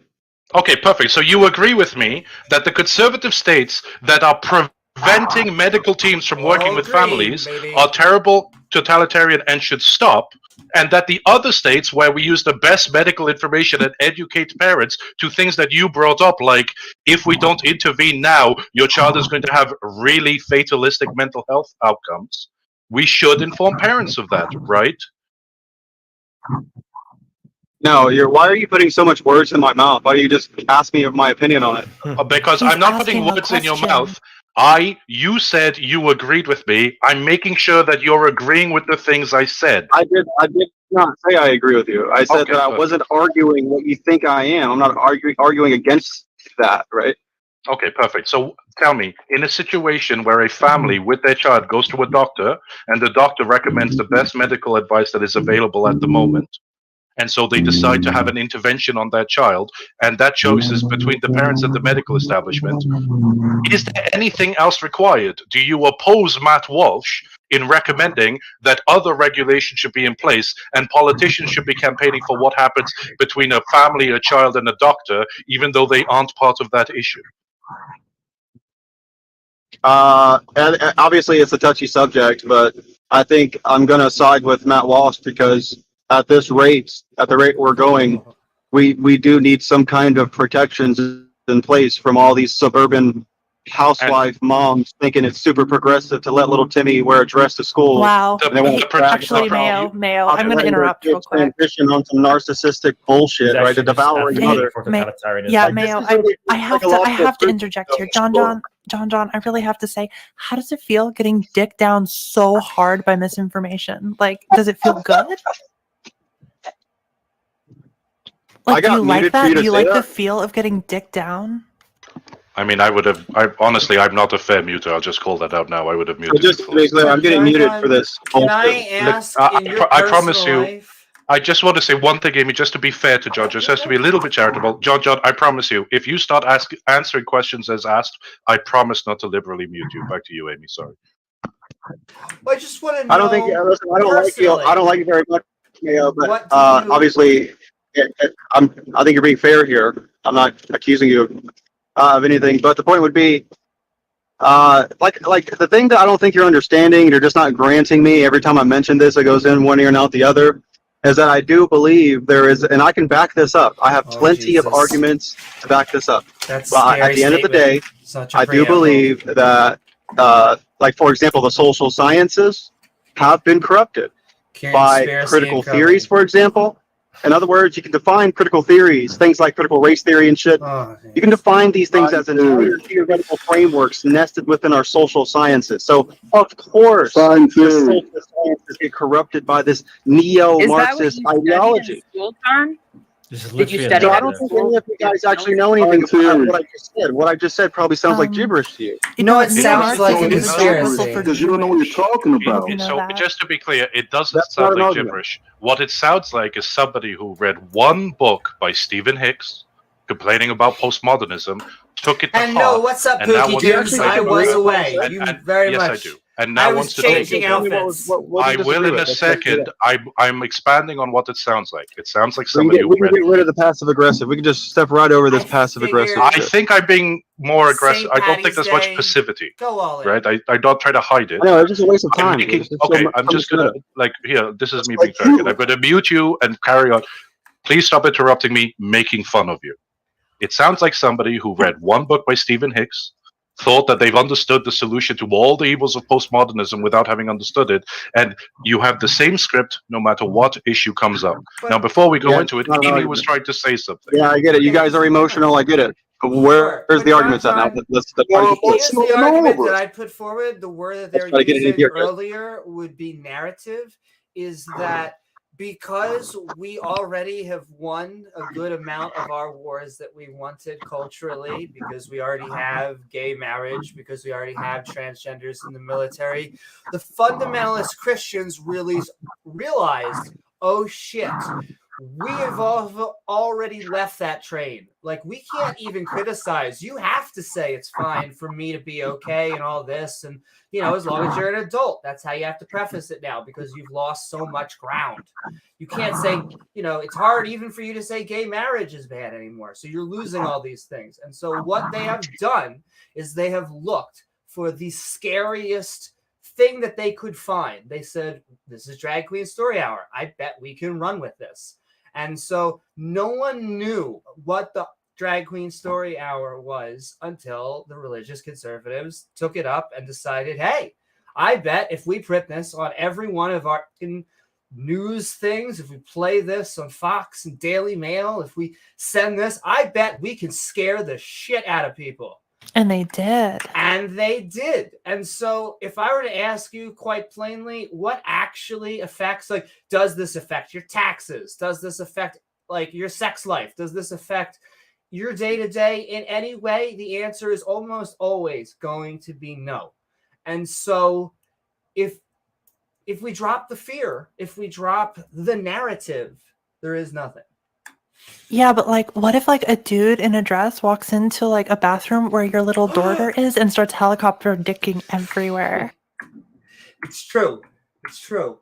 Personally, I think that the dress would prevent the splashing much more than trousers would, so I think that's a good thing. That's we may have to get a physicist in here to. If a lady comes to a urinal and a boy sees her.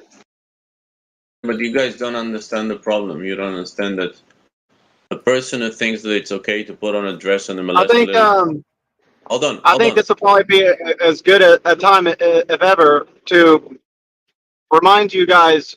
I'm not accusing you guys of anything. I don't want you guys. In other words, I don't. It's a trigger warning. I don't want you guys to just scream over me when I point this out and think I'm just talking about you guys here. Yes, but essentially, the tactics of the radical left, right? The Wilgies and these people who just pay lip service to it, don't really know what to talk about. The tactics are the same.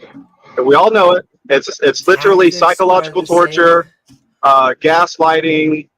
You know, you tell these people they're too stupid to know what they're talking about. You dismiss them. Can I please finish the sentence? I just want to point that out, right? I don't want you guys to right do, point out what the right does. Dismiss everyone as being damn near Nazis because they're religious or conservative. Tell us what the right does. I will also say the institutions aren't dumb. That was actually a decent chess move to, you know, realize how much you have lost and then to unilaterally try to build off of multiple. I mean, like CRT. Do you know how many classes CRT is taught in? Like, if we were to go percentile. Do you know what that is? Can you tell me your understanding of CRT, what it is, outside of it just being something yes. College? It is trying to understand that there are multiple interdisciplinary things that intersectional things that could cause not only harm to you, but then if you have two different groups, it can actually cause even more harm. So the example is, an example would be, not only does a Black woman have to deal with the fact that she may get judged for the fact that she is Black, but also for the fact that she is a woman. It is compounded factors by this. This type of thinking, by the way, these type of courses generally get taught in. Do I like it? It's grad level course that as a graduate, as I think that it's interesting. I think we should look into how multiple different avenues can sometimes compound factors in which we have. Listen here. Well, intersection. What you're talking about is more proper. Thank you. out of utility. What you're calling is more Very devil properly advocate just for a termed moment. intersectionality than critical race theory. Critical race theory Which is more was about posited by Kimberly Crenshaw, who writes on critical Yeah, but race you don't have theory. to hound her about Sure, that. it's an associated theory. Intersectionality is incredibly based. Oh, I agree.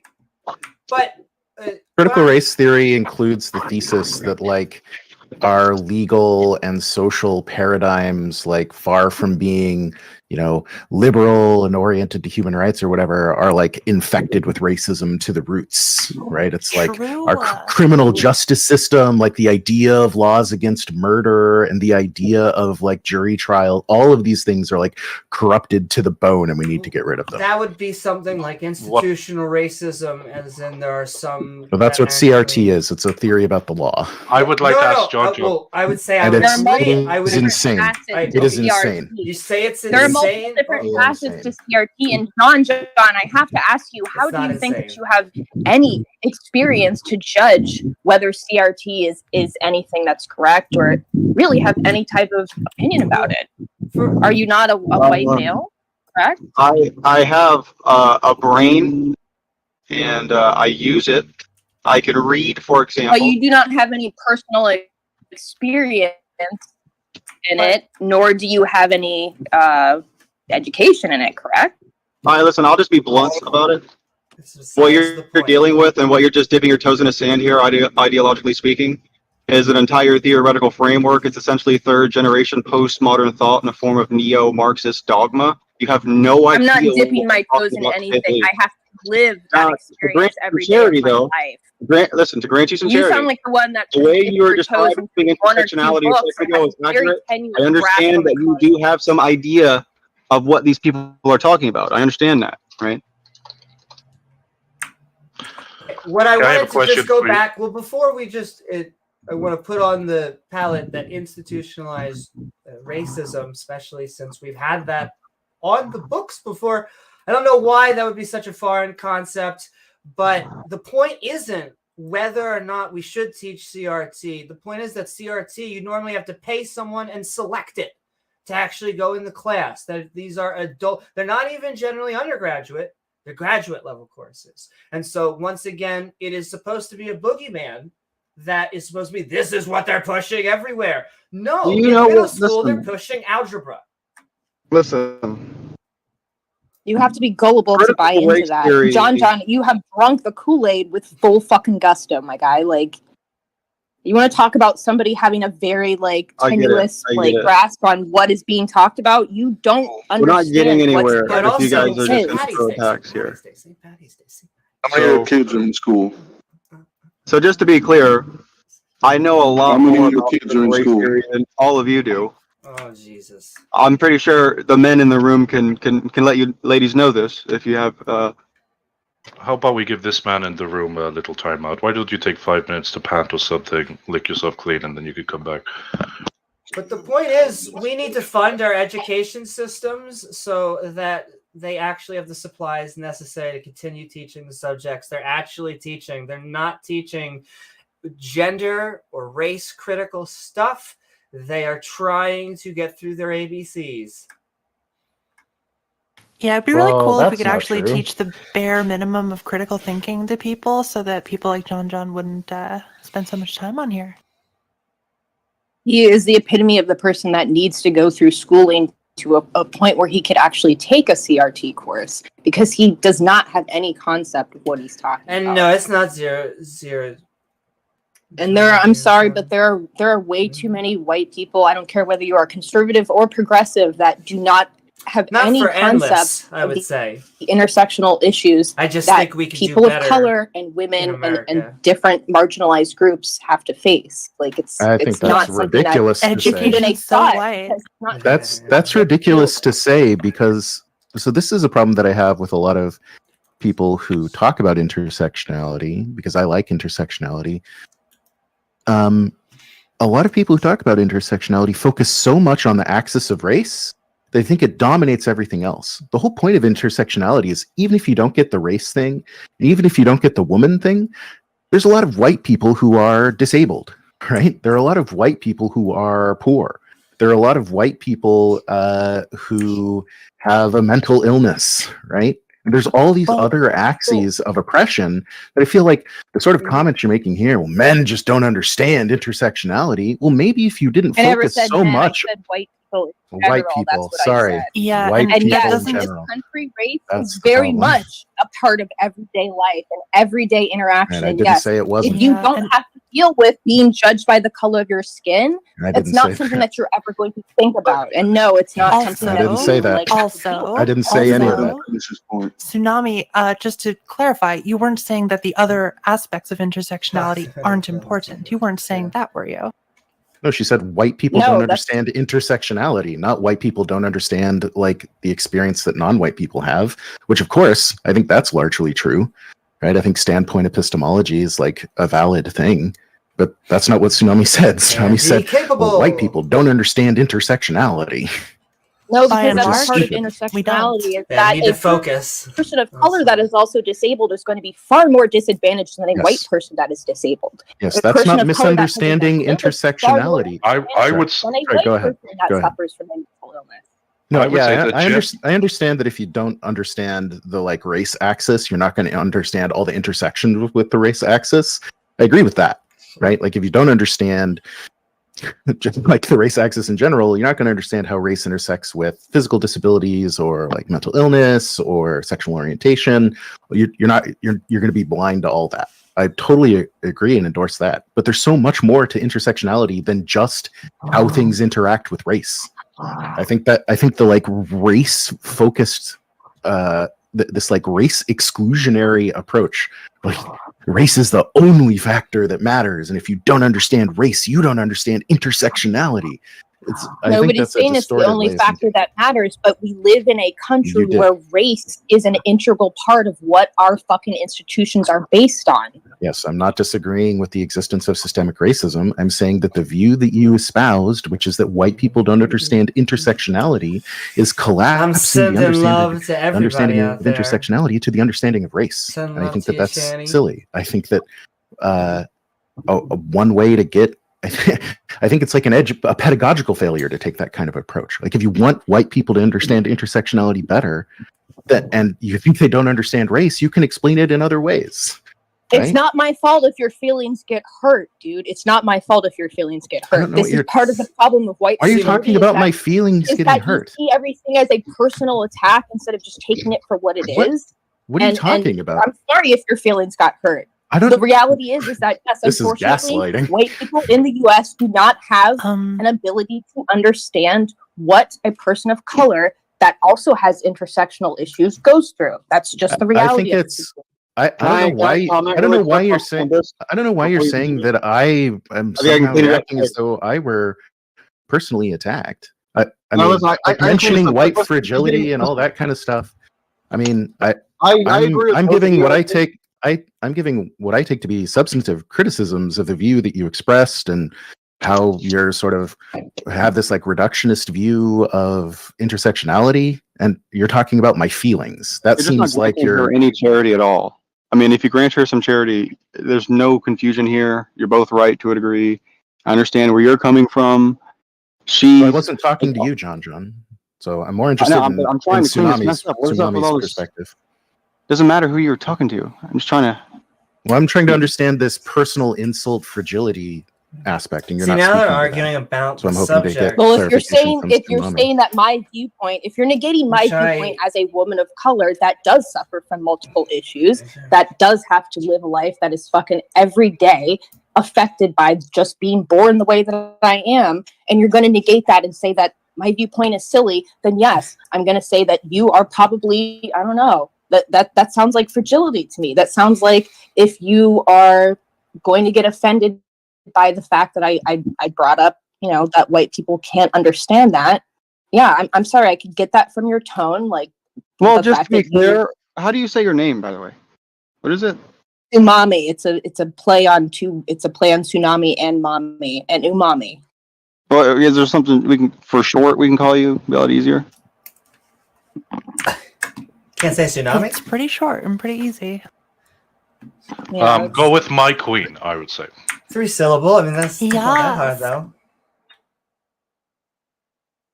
Woman number Queen 3. also works.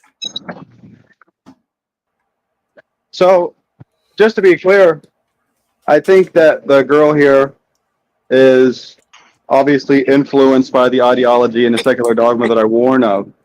But since I know this dogma well, I'll steelman her and grant her tons of charity here because obviously she knows a So little bit what's about up, what these Davegar? neo-Marxists are getting at here. And And I think everyone's still essentially with me. what she's ultimately convinced by here is going to be the sort of the concept's called something like standpoint epistemology, to be exact. And end standpoint. What I'm influenced by is everyday interaction with people. Hold on, like I almost got it out. has Hold on, I nothing was to do almost with done. anything that Yeah, any interrupt just- ideology. It Hold on, just wait. has to do with my Just wait. interaction with people like you that are fucking force-fed ideology and regurgitated at every goddamn waking turn. That's what I have to deal with, and that's what influences my mindset. Why I get somewhat aggressive in conversation when this topic comes up, because Yeah, I'm interacting with men like you. Hold on, let me finish my that thought. You inform my interrupted. opinion. Okay, so like I was saying, in standpoint epistemology, the idea is when it comes to truth, there is no such thing as capital T truth. It's just a battle of narratives, power being the only real thing. And essentially, their position is something like, based off what they call your lived experience, their lived experience kind of determines what truth you have access to. So this woman in here is kind of just making that point. She doesn't realize it, but that's it. She's trying to say that she has a certain lived experience, and because of her lived experience, she has access to certain truths that you people just cannot understand because you have no idea. You don't have that shared lived experience. You're not a black woman, or you're not a woman, right? You're all men. But I hope that. It's literally what you're doing. It's literally what you're doing. You just described yourself. Can I ask, because I feel like there's been some I was just trying to say this to Bolly in chat, but I'll say it in voice, and I agree. There hasn't been clarification because people have been going at each other. We were talking about CRT, critical race theory. Okay, one of the concepts that it brings up is going to be intersectionality, and not surprisingly, built into it is that the intersectionality that CRT cares about is intersectionality on race. CRT does not generally address intersectionalities on just gender or disability or whatever, because it's critical race theory. If the issue is originally we spend too much time talking about race intersectionality and not others, that's fine, but that's not an issue with CRT, that's an issue with other conversations not happening. To what Sumami said, I, being more charitable, understood what Sumami was saying was that white people don't understand intersectionalities on race, which makes a lot of sense. Yep. Society I explicitly is said that. So, I mean, if we have a point of agreement there, that's fine. My point was about intersectionality more broadly, because I think it's something that John needs to hear, which is that intersectionality is like just so clearly the right way to analyze like power dynamics and oppression. okay. Like, Subabi, do you accept that gay white people understand the intersection of sexuality better than, say, normatively straight white people? I'm assuming the answer is of course. Well, obviously, being part of any marginalized group is going to give you the ability to understand better. I don't know why we would have assumed that Sumami would be saying anything other than that. well, because when I brought up that point, she didn't agree. She said, "Well, no, you're denying." No, you didn't racism. specifically say. You did not specifically say like a gay person I that's did. also white I and said- understands better than a straight person that is. I think maybe you didn't hear it, but I started all of this off by saying that the view that you took was reductionist because white people can be poor, white people can be in like sexual minorities, white people can have mental illness, they can like be in all these other marginalized groups, and that can like understanding how those parts interact with each other can give you an idea about intersectionality. I specifically mentioned this is the So maybe that got conversations lost in they're the shuffle. having. Somebody a Maybe nuance that got in K through maybe 12. that got like lost in the shuffle. wish. But I mean, that's essentially just what Mayo-sama said, and so you didn't give any pushback to that, and you're now giving Like, we pushback to me can't saying even it, get which makes me think Billy that there's to like be a like- personal thing between us. because you heard the exact same Look at the thing from board, Mayo Billy. and you gave a different response. No, what he said was something very specific, and Okay, how is it different giving from what I a said? more broad perspective of just somebody that is poor and white or mentally ill and white. That it's not. Okay, You are may those, be able to, are those you may be able marginalized to groups? understand to some Are poor degree. people marginalized? Are gay people marginalized? Poor people may be marginalized, but you're not going to discriminate against a poor person based on their appearance. You don't know how much money somebody has in their pocket. You don't know whether somebody is diagnosed as autistic. You don't know whether somebody is suffering from endometriosis and can't work. You don't know certain things. And if they have a certain skin tone and they are classified as white by society, they're subject to far less disadvantages than somebody that is just you have no idea what I am, but the majority of you would classify me as black, of course, because that is very much how people are immediately brought up in this country, is to paint things as black or white. You are either good or bad. Yeah, so my just how point it is. is just that poor people are oppressed. I agree that you can't see someone's like bank account or their like total wealth like on their face, but there are markers, right? This is like why people there's like a bias toward people who are, you know, quote unquote well dressed, or they're dressed in like expensive clothing, or they're dressed in a particular way, right? We've like tested this. Like people are more willing, like when a person in a nice suit crosses the street, people like cross with them, but if someone who's like dressed like a poor person crosses the street, people won't cross with them, or they'll like have negative views about them or something. So I think to me, and I think the literature on intersectionality is pretty clear that being poor exposes you to all kinds of like worse outcomes, right? Worse educational outcomes, worse like health outcomes, worse mental illness outcomes, right? So these are the things that kind of indicate to me that there is oppression happening along that axis. I think the same thing happens with mental illness. I think the way that it's stigmatized in society, you're often blamed for it, right? That like depressed people need to just lift themselves up by their bootstraps and they're lazy if they aren't. Same thing happens to poor people as well. Sexual minorities, I mean, that's pretty obvious. I assume we're aligned there. So my point is just that when you experience that, you don't have to be black to experience those things. And if you experience multiple of those, you can like understand how your experience could be different than someone who has, you know, doesn't have all of those same like axes, all of those same vulnerabilities. That's my only point, which is what Mayo said. And it seems like I'm hopefully with this clarification, we'll like land on the same page. I didn't think it would be controversial, what I'm saying. I just want to interject that within 10 minutes I have to sneak out, because if I don't go with my partner to be food shopping, she's going to be sad faced. So sad face is bad face. I know.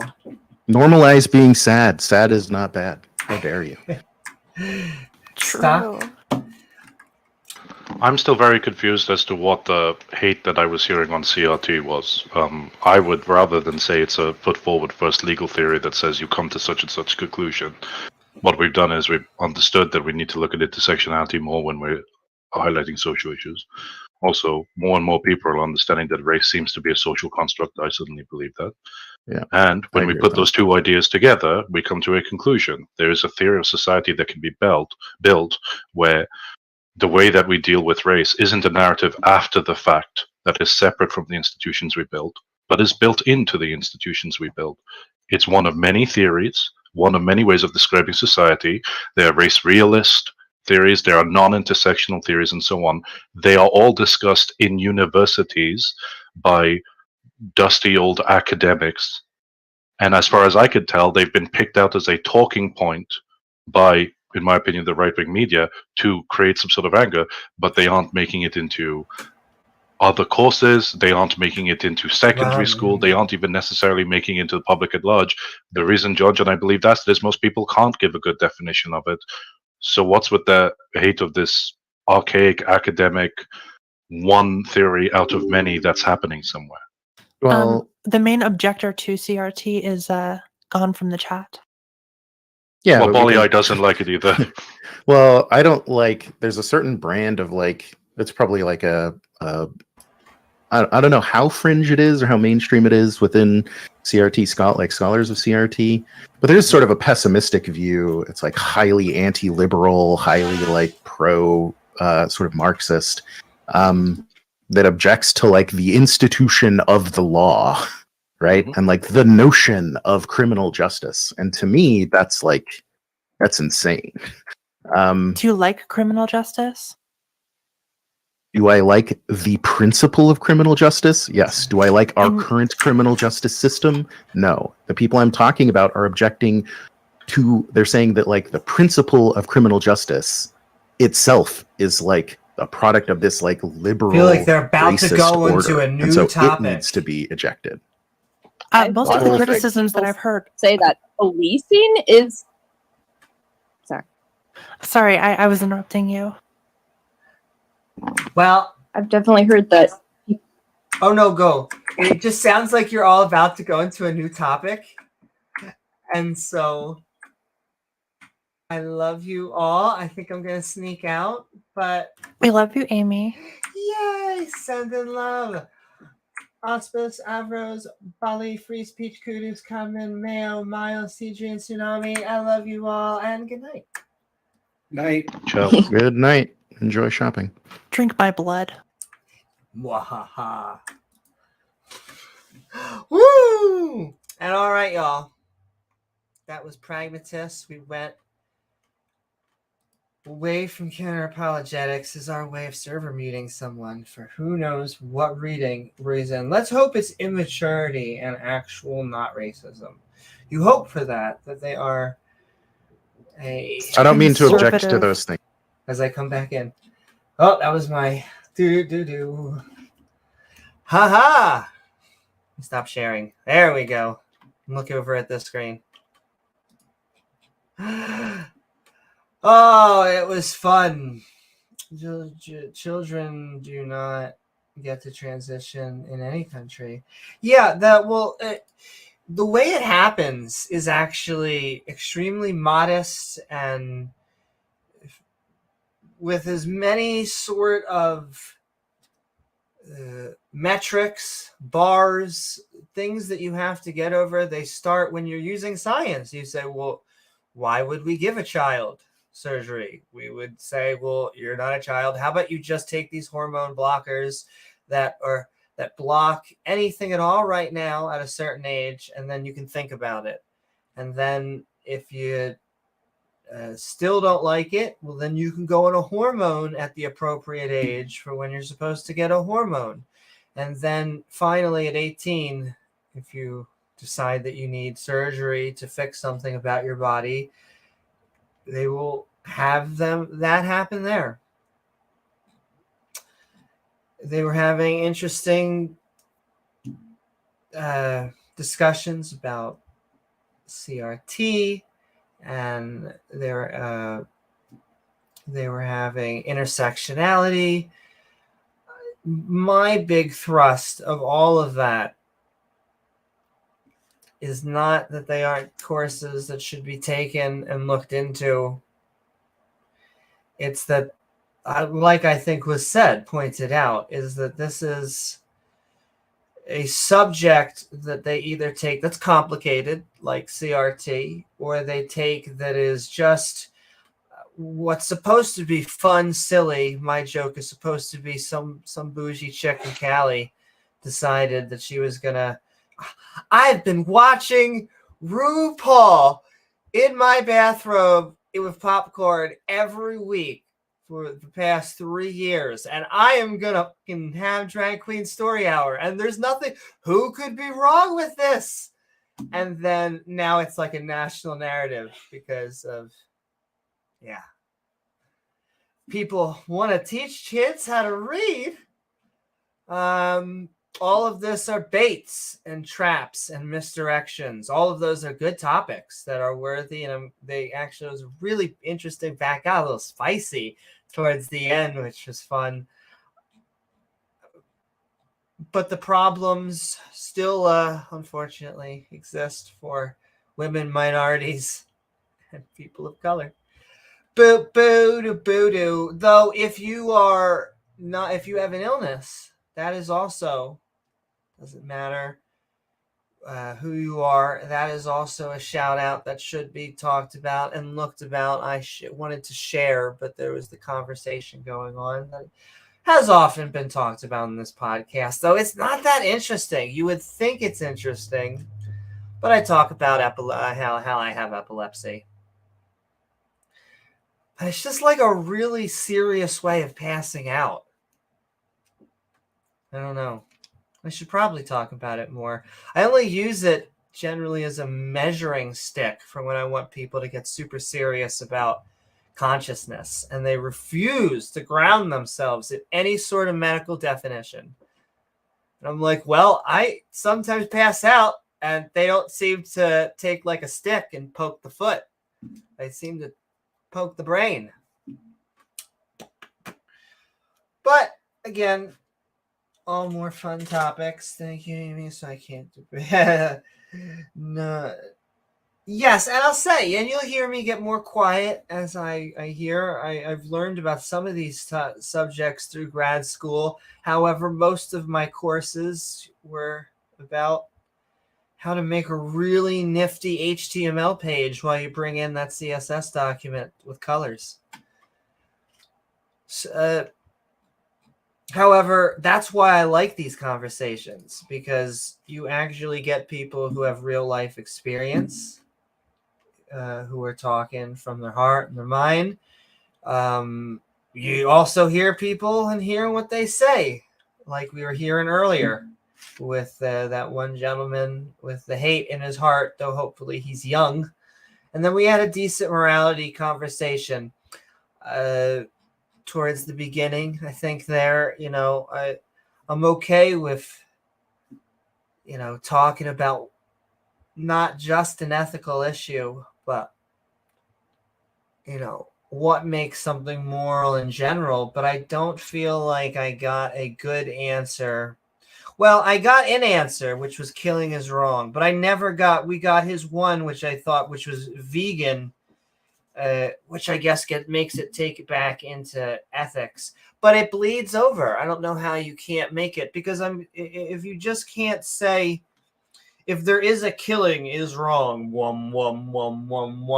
and then someone has a bullet to your head and you're trying to just make the gun pull away and you kill him, it gets a little bit weird. I at least can understand T-Jump's violation of will, because we at least understand what he means in this conscious creature organ. You're dealing with conscious creatures. It's not about some, I guess,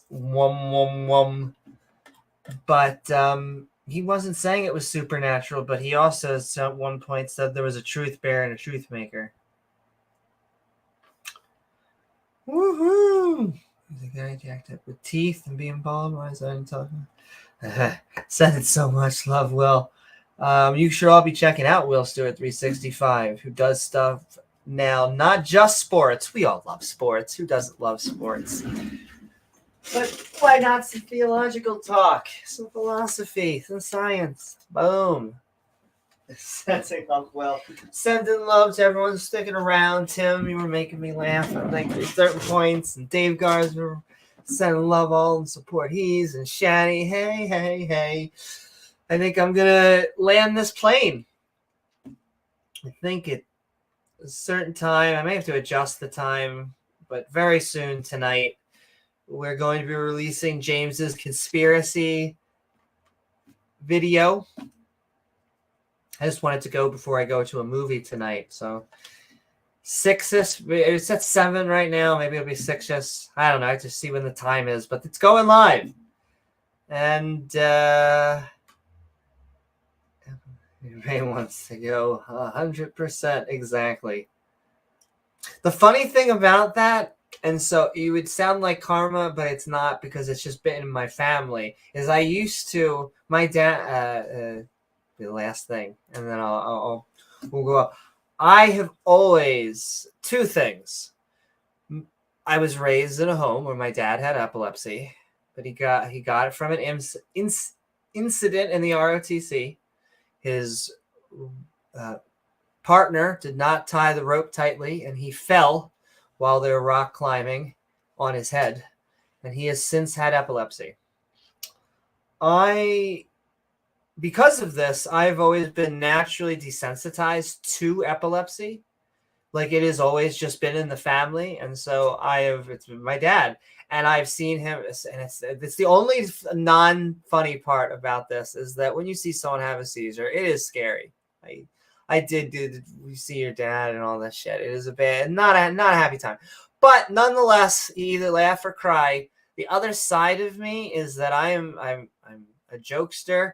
I have always done kind of improv comedy. I had a comedy group with my friends, and I used to wear stuff like World's Greatest Grandma shirt pre-transition. I'm going to continue to say this if my friends ever know. I wore that not because I knew what I was, but because I thought it was fucking funny. And I would wear World's Greatest Granddad shirt right now with all this makeup just because I want to see people's faces. That would make me laugh.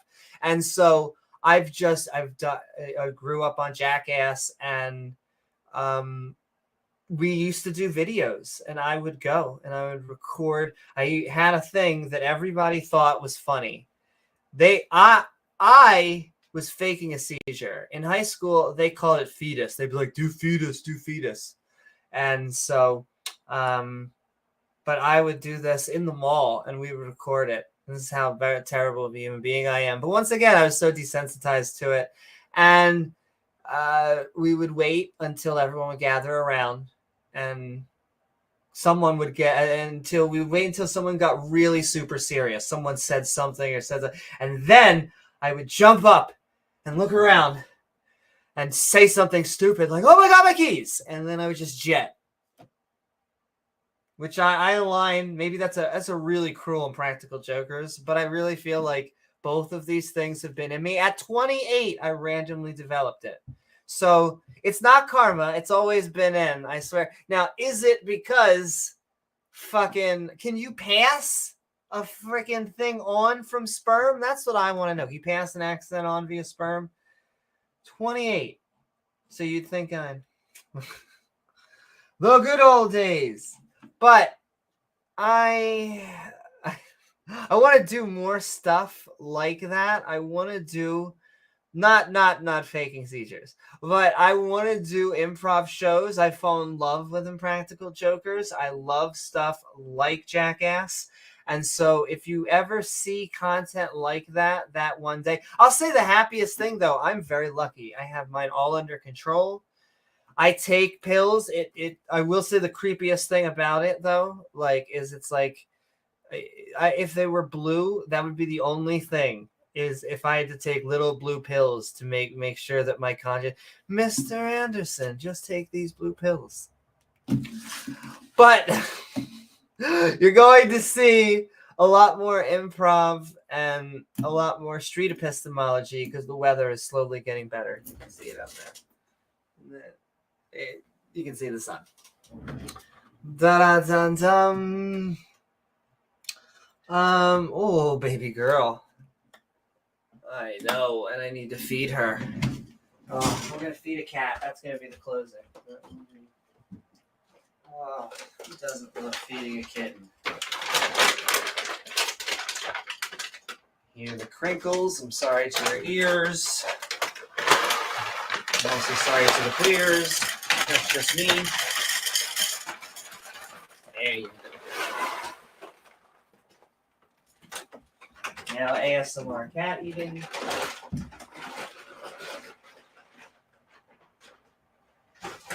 Oh my goodness, she's so cute. So cute. She was cuddling with the other cat who he's always been a loner, but Buttercup is the extrovert to end all extroverts. And so when she's not full body tackling this 3 times, well, now maybe just twice her size cat. My baby girl's growing. Oh, Yes, more cat eating. That's right. It makes me happy just seeing her eat. This must be what this must be what this is gonna sound so corny to people who have kids. This has to be what it feels like when you put food in front of your kid's face. Now I understand it a little bit. Why you want your kid? You're like, why do you want me to eat so much?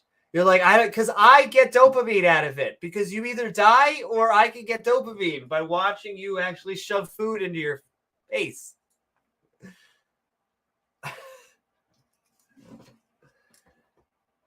Oh, they're so cute. I know. Okay, I'm going to switch into chill mode so that I can go, if she hasn't already left, so we can go do food shopping. Oh, because we haven't gone like a week or two. We really need to do food shopping. Okay. We're sending love out to you. It was a lot. That was really fun. They make me laugh. Both Osmus and Tsunami. Like, they're fucking... there's got to be a better word for thick skin. Tough as nails. Tough as nails, which is what you got to be, I guess, to go into these type of servers. But they make me laugh, which I hope I do the same for you all out there as well. What was my shilling sauce? Oh, we have a show out there, Talk Skeptic to Me, for our Patreon subscribers and channel members. You can get your own show, just whatever you want. We'll do it and for you, as long as you have expertise or knowledge in whatever you're talking about, so that James and I, Buttercup, can ask questions and be the audience. And if you would like to have your own podcast produced, you can head on down to my Fiverr, whatever you'd like to call it, and be produced by someone who owns a Jewish space laser. They're nice. I cut my hedges right down there, on there. And there are many ways to just support the show, the channel in and of itself. If you are on the Twitchosphere, twitch.tv.com. Wait, no. It's tv.com. Oh, commercial TV. Twitch.tv/Amy Newman Skeptic. You eating food down there too? Oh no, that's Moonlight. Moonlight's getting. They one come all. But you can also check out our channel membership at our channels down below, where you can get our evolving badge system.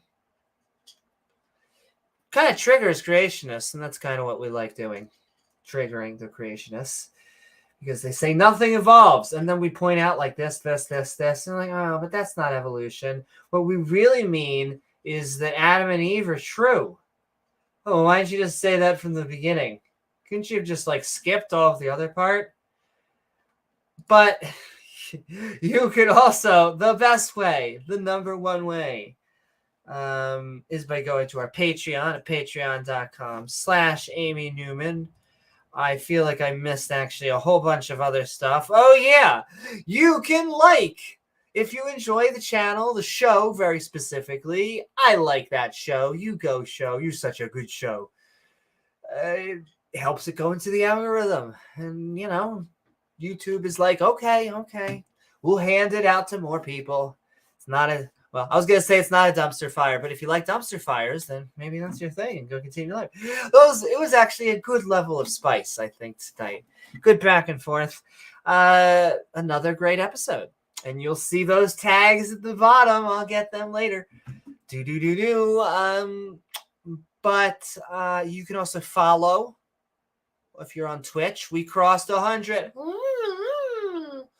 It looked more like I was smoking weed than it was. Now I was just blowing cum out my mouth. Anyway, we hope you have a great time at Twitch. We hope you have a great time at YouTube. So you can subscribe. Hi, YouTube. Hi, Mom. We are on the internet. And you can not only subscribe, because that's just saying, go, I'm a fan of I like this, but if you hit the bell icon to all, you can actually get premieres and live streams in your feed. Then YouTube is like, okay, we're gonna start sending you this shit, even while you're cooking. Hopefully not at the same time. You can also, or hey, why not leave a comment once the video's done? Hey, a lot of interaction, sometimes back and forth, or leave a super chat. Well, I'm sorry. You can leave super chats, but you can leave a super thanks. A super thanks is like a super chat. They just like supers. That's what YouTube is trying to tell you. Damn, they're trying to like step up on like God's game. You're supernatural. We got super chats. I can super this for all day. And sending love to all the people who send us support and love.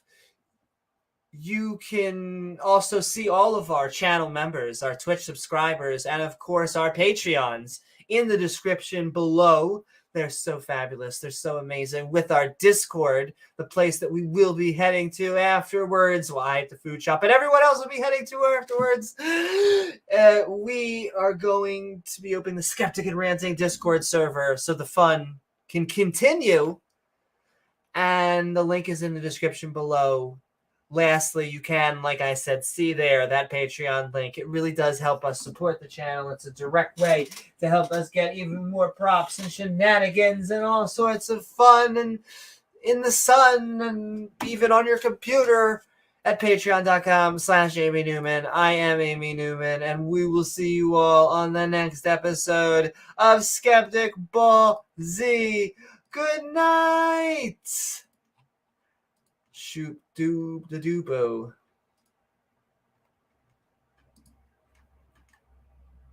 God damn it, I just realized this one doesn't have the music. It's updated. Boop shoop to boo boo. The shoop a boo boo boo boo. Shoop a poop a whoopa. A hoop a doop a doop a doop a boop boo boo boo. Do do do do do. Hooba doo doo doo boo doo doo. Doo boo doo boo. Look at all these lovely people. I can't thank them enough because they're so amazing. Doo doo boo.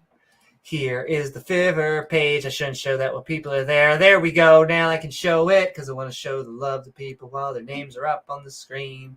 Here's the Patreon. It makes green? Indeed. I love you all. Good night.